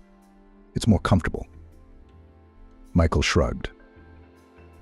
"And it's easier than buying and registering a car. Why buy a car when you already have one?" Amanda nodded down at the blue foreign car. Michael followed her gaze, pressed his lips together, and after a pause said, "The car's not running. I'm waiting for a new engine. Then I was planning to repair it, sell it, and invest the money in a project. And by the way, you don't even have any driving experience." "You can gain experience," Amanda said. "You can always sell it." I liked her so much. I could be your sober driver after all. Amanda was an excellent bargainer. She'd learned while studying to be a translator that it was easier to ask for something than to make the effort and strain herself. And awkwardness could always be smoothed over with a woman's tricks. So Michael rubbed the bridge of his nose irritably with his fingers. "I don't drink, and even if I did, I could call a taxi. The car's not running, no one can drive it. When the right engine comes along, I'll order it. But until then, you'd better buy yourself a good pair of trainers," he said. The man stood up, took the mug with the rest of the coffee and went back to his room, signaling that the subject was closed. Amanda pouted resentfully. The recommendation seemed insulting to her, considering that pretty shoes and stiletto boots had helped her initially win her lover. She was not refused directly, but rather harshly. She remembered the patient, kind Edgar, who, though he couldn't give her a car, had never refused her other more modest gifts. A few days passed. Amanda decided to ignore Michael's refusal and try to talk about the car again later. She pretended to be a diligent housewife, cooked a nice dinner, bought some good wine. The evening passed in a cozy atmosphere, until Michael suggested watching a new film that showed the serene life of a family with 2 children. The father was playing frisbee with his son. The mother was teaching her daughter to play the piano. A golden retriever snoozed on the mat. "I always wanted a big family," Michael said suddenly. "A son and a daughter. I even started this business so that the children would have enough to live on and not need anything." Amanda, who was lying on his lap, was slightly shaken, but she did not show it. So there it was, the perfect image of a spouse for Michael, whom he would agree to provide for without question, an educated, working mom. No, she's not going to be that. Wasting her youth and beauty on children, when there are so many countries, so many cool leisure options and ways to improve yourself. "I feel sick," Amanda said, jumping up and going into the kitchen. Suddenly, she had an amazing idea on how to get all the benefits of a lover without cheating on herself. She opened a bottle of mineral water, poured the falling liquid into a glass, and drank contentedly. The plan was simple and ingenious. Elizabeth would only come to the village on weekends. For the rest of the time, she had to attend classes. Edgar missed the girl, but tried to keep himself busy in her absence. He was especially focused on writing his book and doing exercises to develop his legs. Elizabeth supported his zeal in both endeavors. In the first 2 weeks of exercise, Edgar was able to wiggle his toes. In another week, he was able to slightly tilt his foot and tense his lower leg. With each new accomplishment, it was as if the motivation and strength for life was returning. May came. Birds sang, tulips, bushes, greenery, and fresh leaves bloomed. Cassandra was digging in the flower bed. She loosened the soil, removed fallen branches from the birch tree where red, yellow, and white tulip buds leaned. Next to them, crocuses climbed out in a row, and at the very border, blue caps of muscari buds. Bill was hanging around the cat, galloped around with his tail between his legs, jumped on the brick walls, hunted for soldier beetles that flew out from under the slate. Edgar sat in the pram by the porch, his eyelids closed, basking in the sun. Suddenly, someone's hands were on his eyelids. "What's the matter?" He stretched out, more amused than annoyed. "Elizabeth, did you think I wouldn't recognize you?" There was a giggle, and then Cassandra's chuckles. "I'm sneaking around like a gorilla," and he's like, "What's the big deal?" Elizabeth indignantly started tickling Edgar's ribs. He laughed immediately, shaking off the remnants of slumber. Cassandra laughed as well, watching the children fool around. When the fun subsided, they went inside to eat cold okroshka and drink dried fruit compote. At the table, Edgar discreetly put his hand on Elizabeth's arm. When his mother was at the cooker, pouring the compote, Elizabeth looked at him embarrassed, but did not remove her hand. Instead, she stroked his little finger with her thumb. It was a strange embarrassment to her normally perky nature. Edgar himself felt like a teenager, as if he were back at the institute and timidly seeking first dates with pretty female classmates. Cassandra saw what was going on at the table out of the corner of her eye, but she didn't let it show. Instead, she thought of something urgent to do outside, grabbed her head, and dashed out of the kitchen. "Elizabeth, I have to talk to you." Edgar began when he realized they were alone. The girl nodded and turned to face him, her whole body on the stool. "About what?" "About what's going on between us." Edgar sighed and took her hand again. "I like you a lot. I realize that we're not just friends anymore. You've become important to me, and you're helping me not to give up. I realize you don't want an invalid, but I'll tell you anyway, I'm married." Yeah, she dumped me like I wasn't worth having around, but officially, I'm still married. Instead of answering, Elizabeth moved closer and hugged him tightly around the neck. "Of course I need you for anything, and I'm sure you'll be out of that damn chair very, very soon," she whispered in his ear. Edgar's insides warmed. He hugged Elizabeth back, at the same time feeling the distinct tingling in his knees again as he pulled her to him. "You are an amazing person, with a good heart and a beautiful dream." Elizabeth looked into his eyes. "And I care first and foremost about how you feel, not what the papers say." The man smiled and hugged the girl again. "Let's get you back on your feet already." Elizabeth kissed him on the cheek. "Everything will work itself out from here." Amanda scrambled out of her seat and ran desperately to the lavatory. Under Michael's surprised gaze, they had just sat down to breakfast Saturday morning. They planned to drive to a business meeting and go for a walk afterwards. "Are you all right?" Michael knocked excitedly on the bathroom door. "Yeah, just dizzy all of a sudden with nausea," Amanda replied, carefully mimicking the appropriate sounds. She made some more noise with the cistern drain, the tap, splashed water on her face, and went out into the corridor. Michael looked at her with a mixture of joy and anticipation. "Are you pregnant?" he blurted out. "Oh, I don't know. I'll take a test today." Amanda clutched her forehead. "What's there to do?" Michael picked her up and sat her on the living room couch, fanning her. "It's pretty clear. You're sick of food and your face is all bloomy. And if that's the case, would you be glad?" Amanda pulled on the most naively righteous expression she could muster. "Are you kidding?" "Of course I am." Michael knelt down in front of her. "I've wanted kids for so long. And I applied for a second degree. What are we going to do? Take it back?" Amanda changed from righteousness to a broken expression. "Why take it back? You're a correspondence student. I'll pay for your education so you can work when the baby grows up," Michael assured her. "Yeah, that's how I went to work." Amanda mentally regained her footing, of course. "Good. I'll go to the doctor tomorrow and find out everything." She sighed, hugging a jubilant Michael. How to fake a pregnancy until the belly appeared. Amanda had thought through the nausea, mood swings, dizziness, and bouts of appetite. It wasn't a problem. A doctor she knew for a fee could write certificates and reports for the first time. But then Amanda was going to stage a miscarriage. The only problem was how to divorce Edgar discreetly, but stay in his flat. After all, the ambitious woman had plans to marry Michael, but he thought the flat belonged to Amanda. He never allowed her to move in. He wouldn't kick his baby mama out on the street, though, would he? There goes the puzzle, thought the cunning Amanda. The certificate was soon obtained. Michael was jubilant, developed a flurry of activity, and was already choosing a name for the future child. He immediately moved Amanda permanently to his place. In the evenings, he looked through prams and cots, endlessly discussed everything related to children. The girl nudged and herself tried to catch the moment to file for divorce.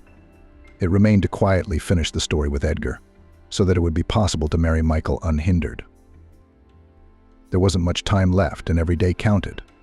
In the meantime, Amanda was taking full advantage of her position. She was capricious, demanded a personal masseur, demanded to order food at home, but at 3 o'clock in the morning asked to buy a ring or a handbag. Michael fulfilled all her requests without question, even made a separate bank card for Amanda. After all, the wishes of a mother and her child were a man's law, and no matter what, he liked Amanda, despite her temper. "Are you sure?" Elizabeth looked at Edgar very carefully.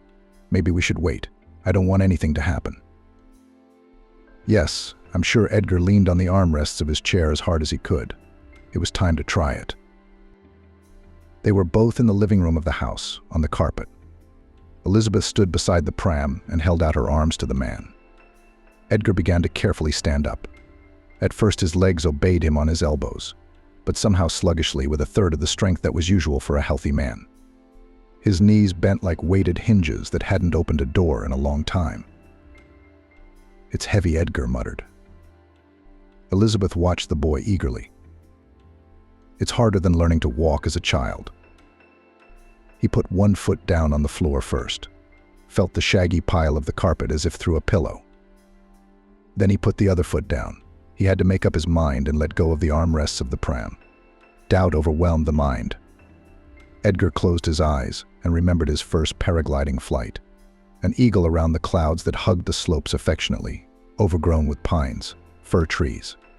He shivered at the long-forgotten sensations. He felt Elizabeth's support and tried to take a step. His leg felt like a stranger's, stricken with a cramp, but nevertheless he moved slowly forward. A movement, a step through the force. Another step.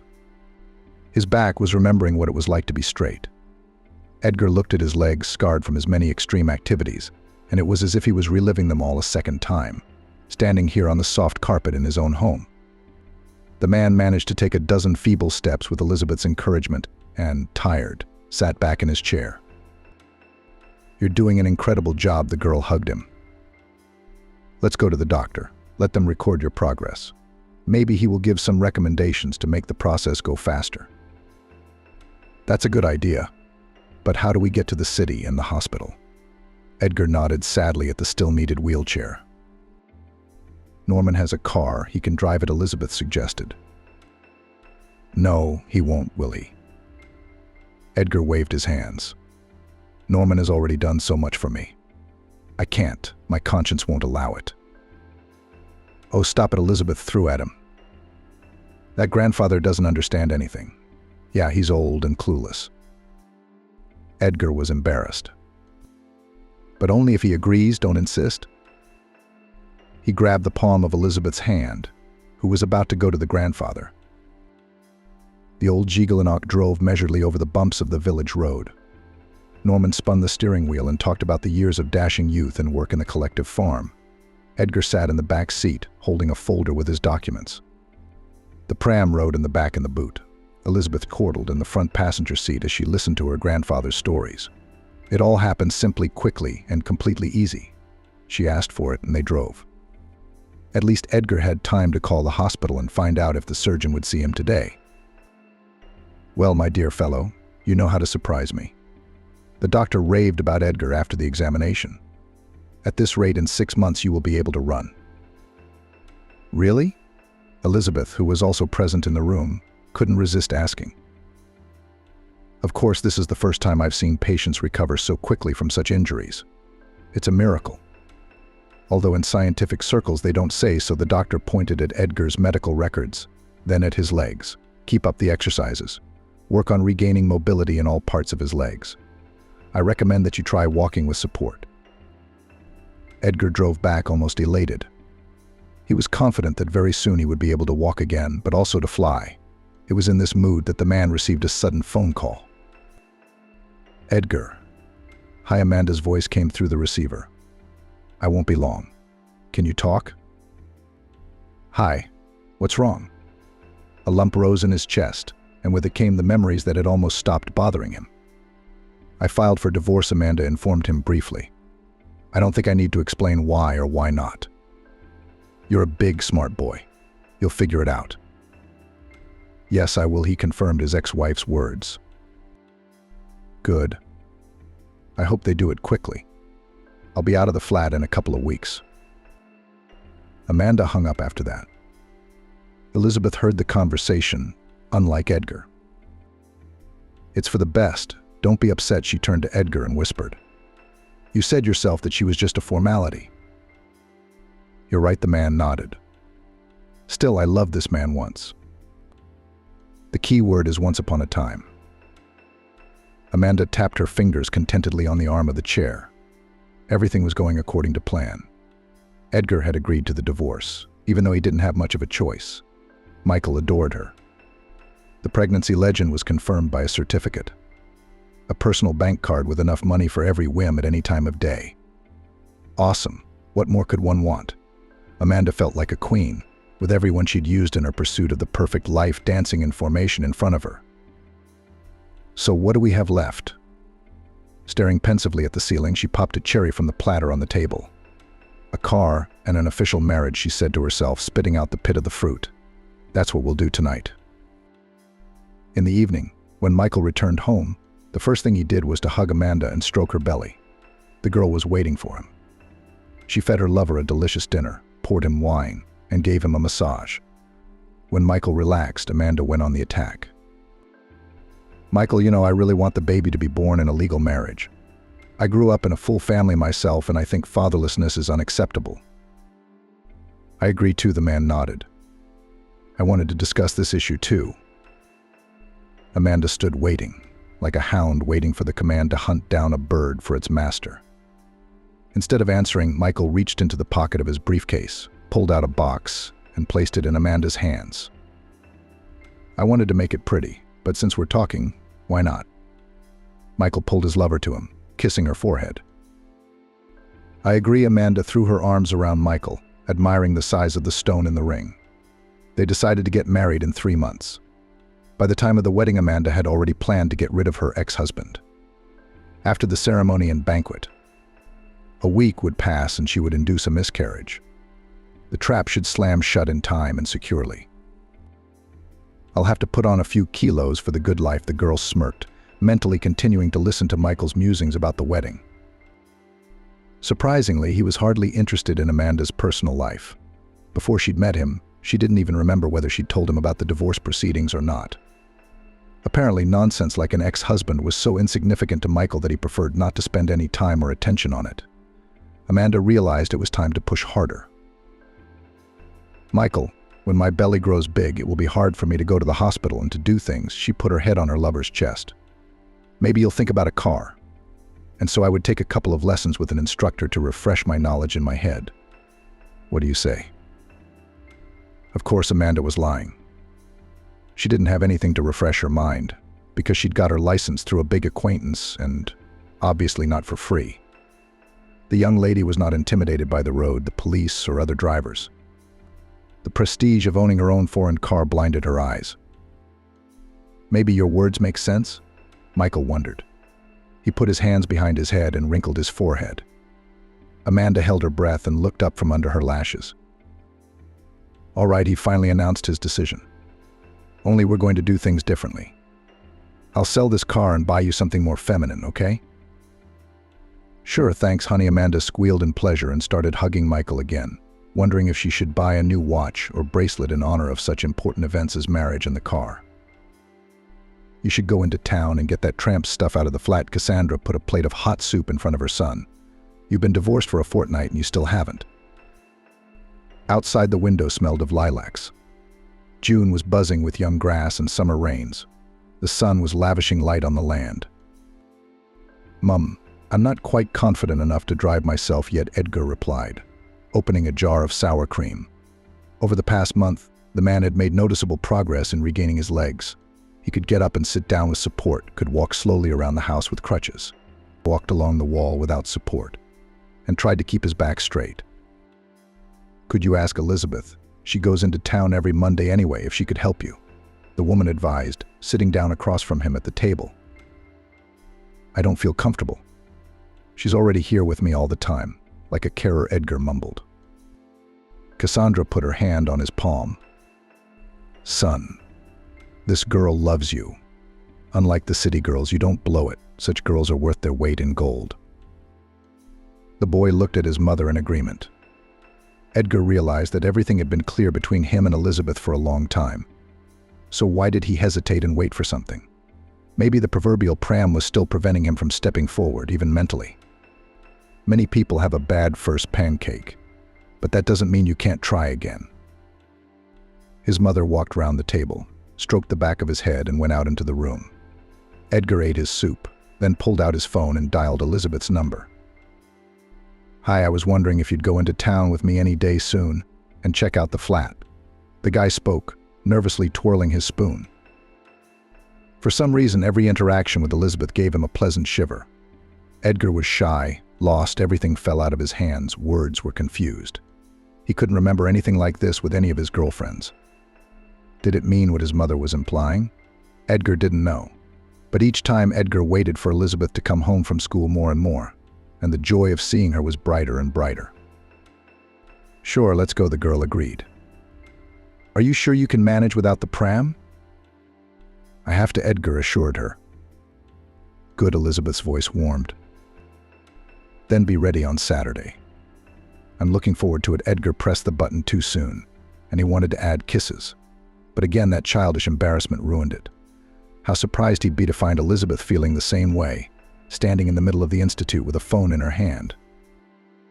I skipped the lab so I could come with you, Elizabeth blurted out when they were already on the train. Edgar looked at her in surprise. He had decided for the first time not to take the wheelchair with him and to use only crutches. Why? Instead of answering, Elizabeth climbed under his arm and tucked her nose into his side so that Edgar could only see the top of her head. He smiled into the measured, sleepy emptiness of the carriage, closed his eyes, and hugged Elizabeth tighter. The flat Edgar hadn't been to in almost 6 months echoed with the familiar turn of the key and the smell.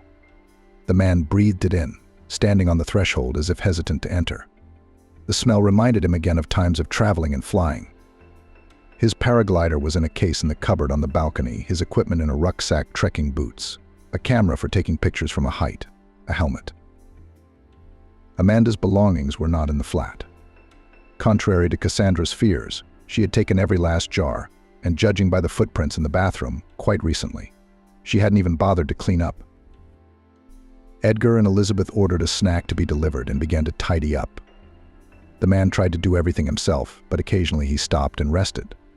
Elizabeth quickly tidied up the bathroom, washed the dusty dishes, wiped down the cupboards, vacuumed the carpets, and wiped down the mirrors. "You're doing a great job." She praised Edgar as they sat down in the evening on the sofa in the living room with sandwiches and cups of tea. "The doctor was right. You're getting better." "I'm too well motivated," Edgar joked, glancing at Elizabeth. She was embarrassed and dropped the sausage in her lap. "I'm very grateful for everything you do for me." Edgar took a piece from his sandwich and transferred it to the girl's sandwich. "But I am very much attracted to the sky. I want to fly again and do what I love to do. I just don't know how." Edgar frowned. "Aren't you afraid of hurting your back again?" Elizabeth wrinkled her forehead too. She knew what had happened to Edgar's partner and their plane. "Honestly, I'd go through it all again." Edgar looked at her defiantly. "Why?" Elizabeth bowed her head, perplexed. "To meet you again." Edgar leaned down, quickly pulled the girl to him and kissed her. Amanda hurriedly paced across the bridge to the cafe for lunch with her friend. They had just toured a dozen bridal salons looking for a dress for her and her bridesmaids. It was the end of August. All wedding preparations were almost finished. A restaurant had been chosen, a photographer, a designer, and a host had been hired. The menu was determined and invitations to guests were sent out. "Aren't you tired of pretending to be pregnant while sipping cold juice from a tube?" Judy asked. "I am. But what can you do? You want a beautiful life." Amanda grinned. "You've got Michael, I'll give you that," she said dreamily. "Handsome, with money, established. He's got it all. Not like your former test pilot." "You don't say." Amanda nodded, pushing her plate away. "The man's in his 30s, and he's still in the mountains, doing crazy things. It's all right, they're divorced now. Forgotten like a terrible dream." Her friends laughed. "How far along are you?" Judy nodded at Amanda's belly and grinned. "I'm in my 5th month of eating like a madwoman, and I've already gained 3 kilos. How can I lose it all?" "It's okay, 1 more week and you'll have a tragic drama." Amanda grinned. "Where do you get the paperwork from Michael to believe?" Judy whispered. "Camila, my friend, does it for me for a small fee." Amanda replied in her tone of voice. "We should go to her today, by the way. Michael wants the results of the ultrasound. Paul wants to know the baby." She grinned again. "You're a brilliant woman, Amanda." She admired her friend. "I wouldn't dare do that. If you want to live, you have to be able to move." Amanda shrugged her shoulders. The girls paid for their lunch and said goodbye. Amanda got behind the wheel of a brand new red sedan, and John waited for a taxi. In her head, Amanda was already imagining the wedding ceremony, figuring out how her dress would fit, what angle would be best to take pictures from. She ordered an exclusive bouquet of terry pale lilac roses from the florists and anticipated her image with it in such dreams. The girl drove up to the clinic car park. After a small formalities, Amanda was already sitting in the office of gynecologist Camila. The nice conversation was interrupted by a phone call.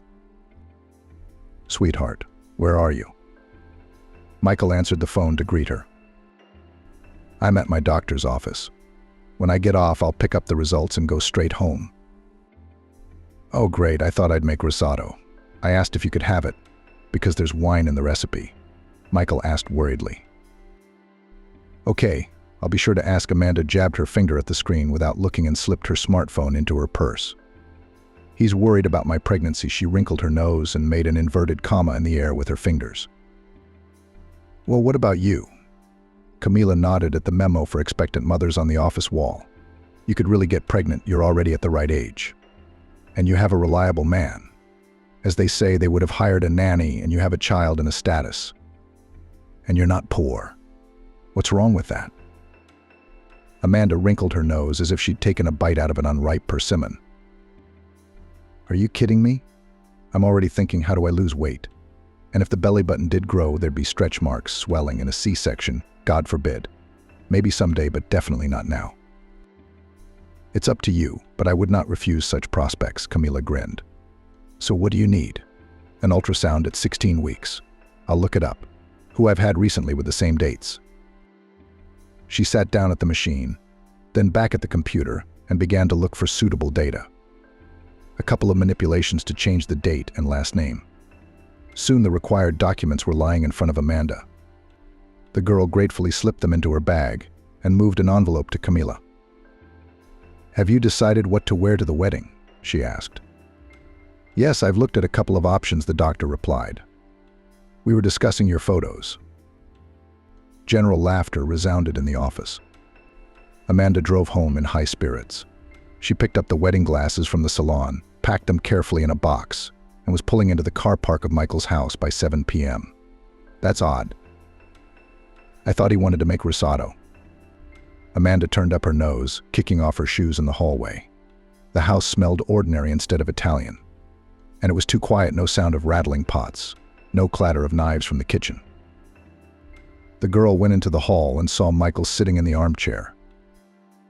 Did you decide to order food from the restaurant? Amanda tried to joke.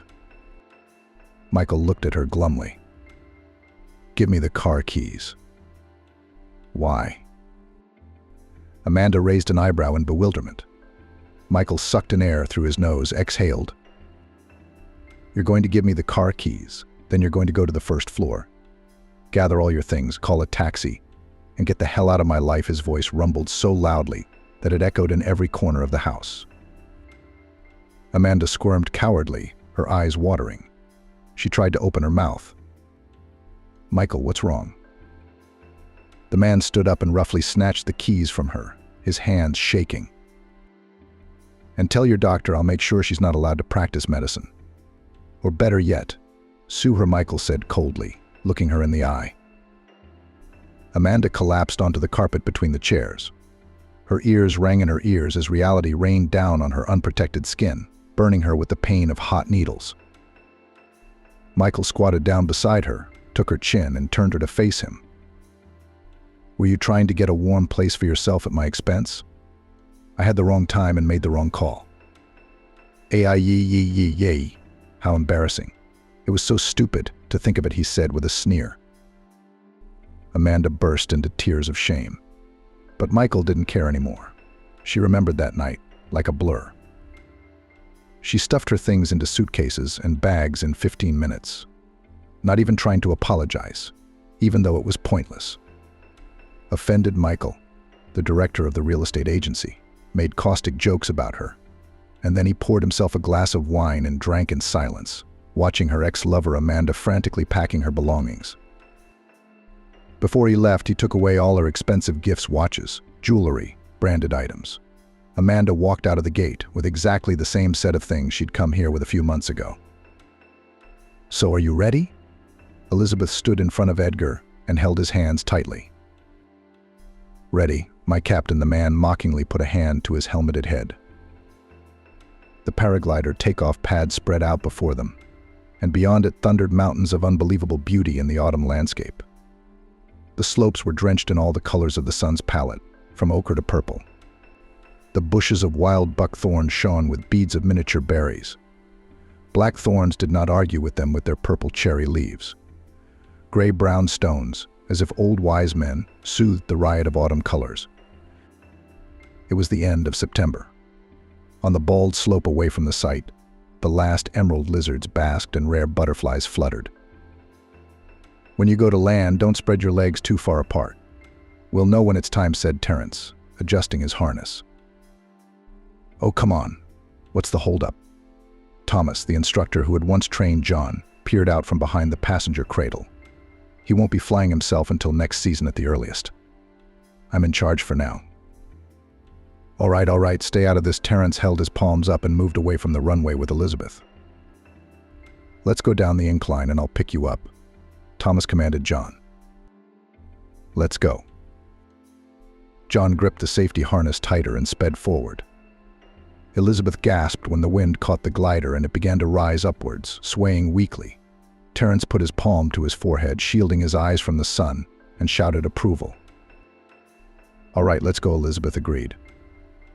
Good. I'm worried about him anyway, she rubbed her fingers together nervously. Come on, Terence patted her on the shoulder. Thomas is the best of the best. He'll bring your husband back to Earth safe and sound. Elizabeth just looked up at the bright dome of the paraglider, which had already risen even higher. Let's go to the lower ground. They'll land there, Terence nodded to the gangway. When will you fly? She asked. I'll wait until Edgar is fully recovered, Elizabeth replied. He's the only one I trust. And it's so nice and amazing and beautiful here. She spread her arms and breathed in the still warm, clean air, but with a hint of autumn chill. Terence laughed.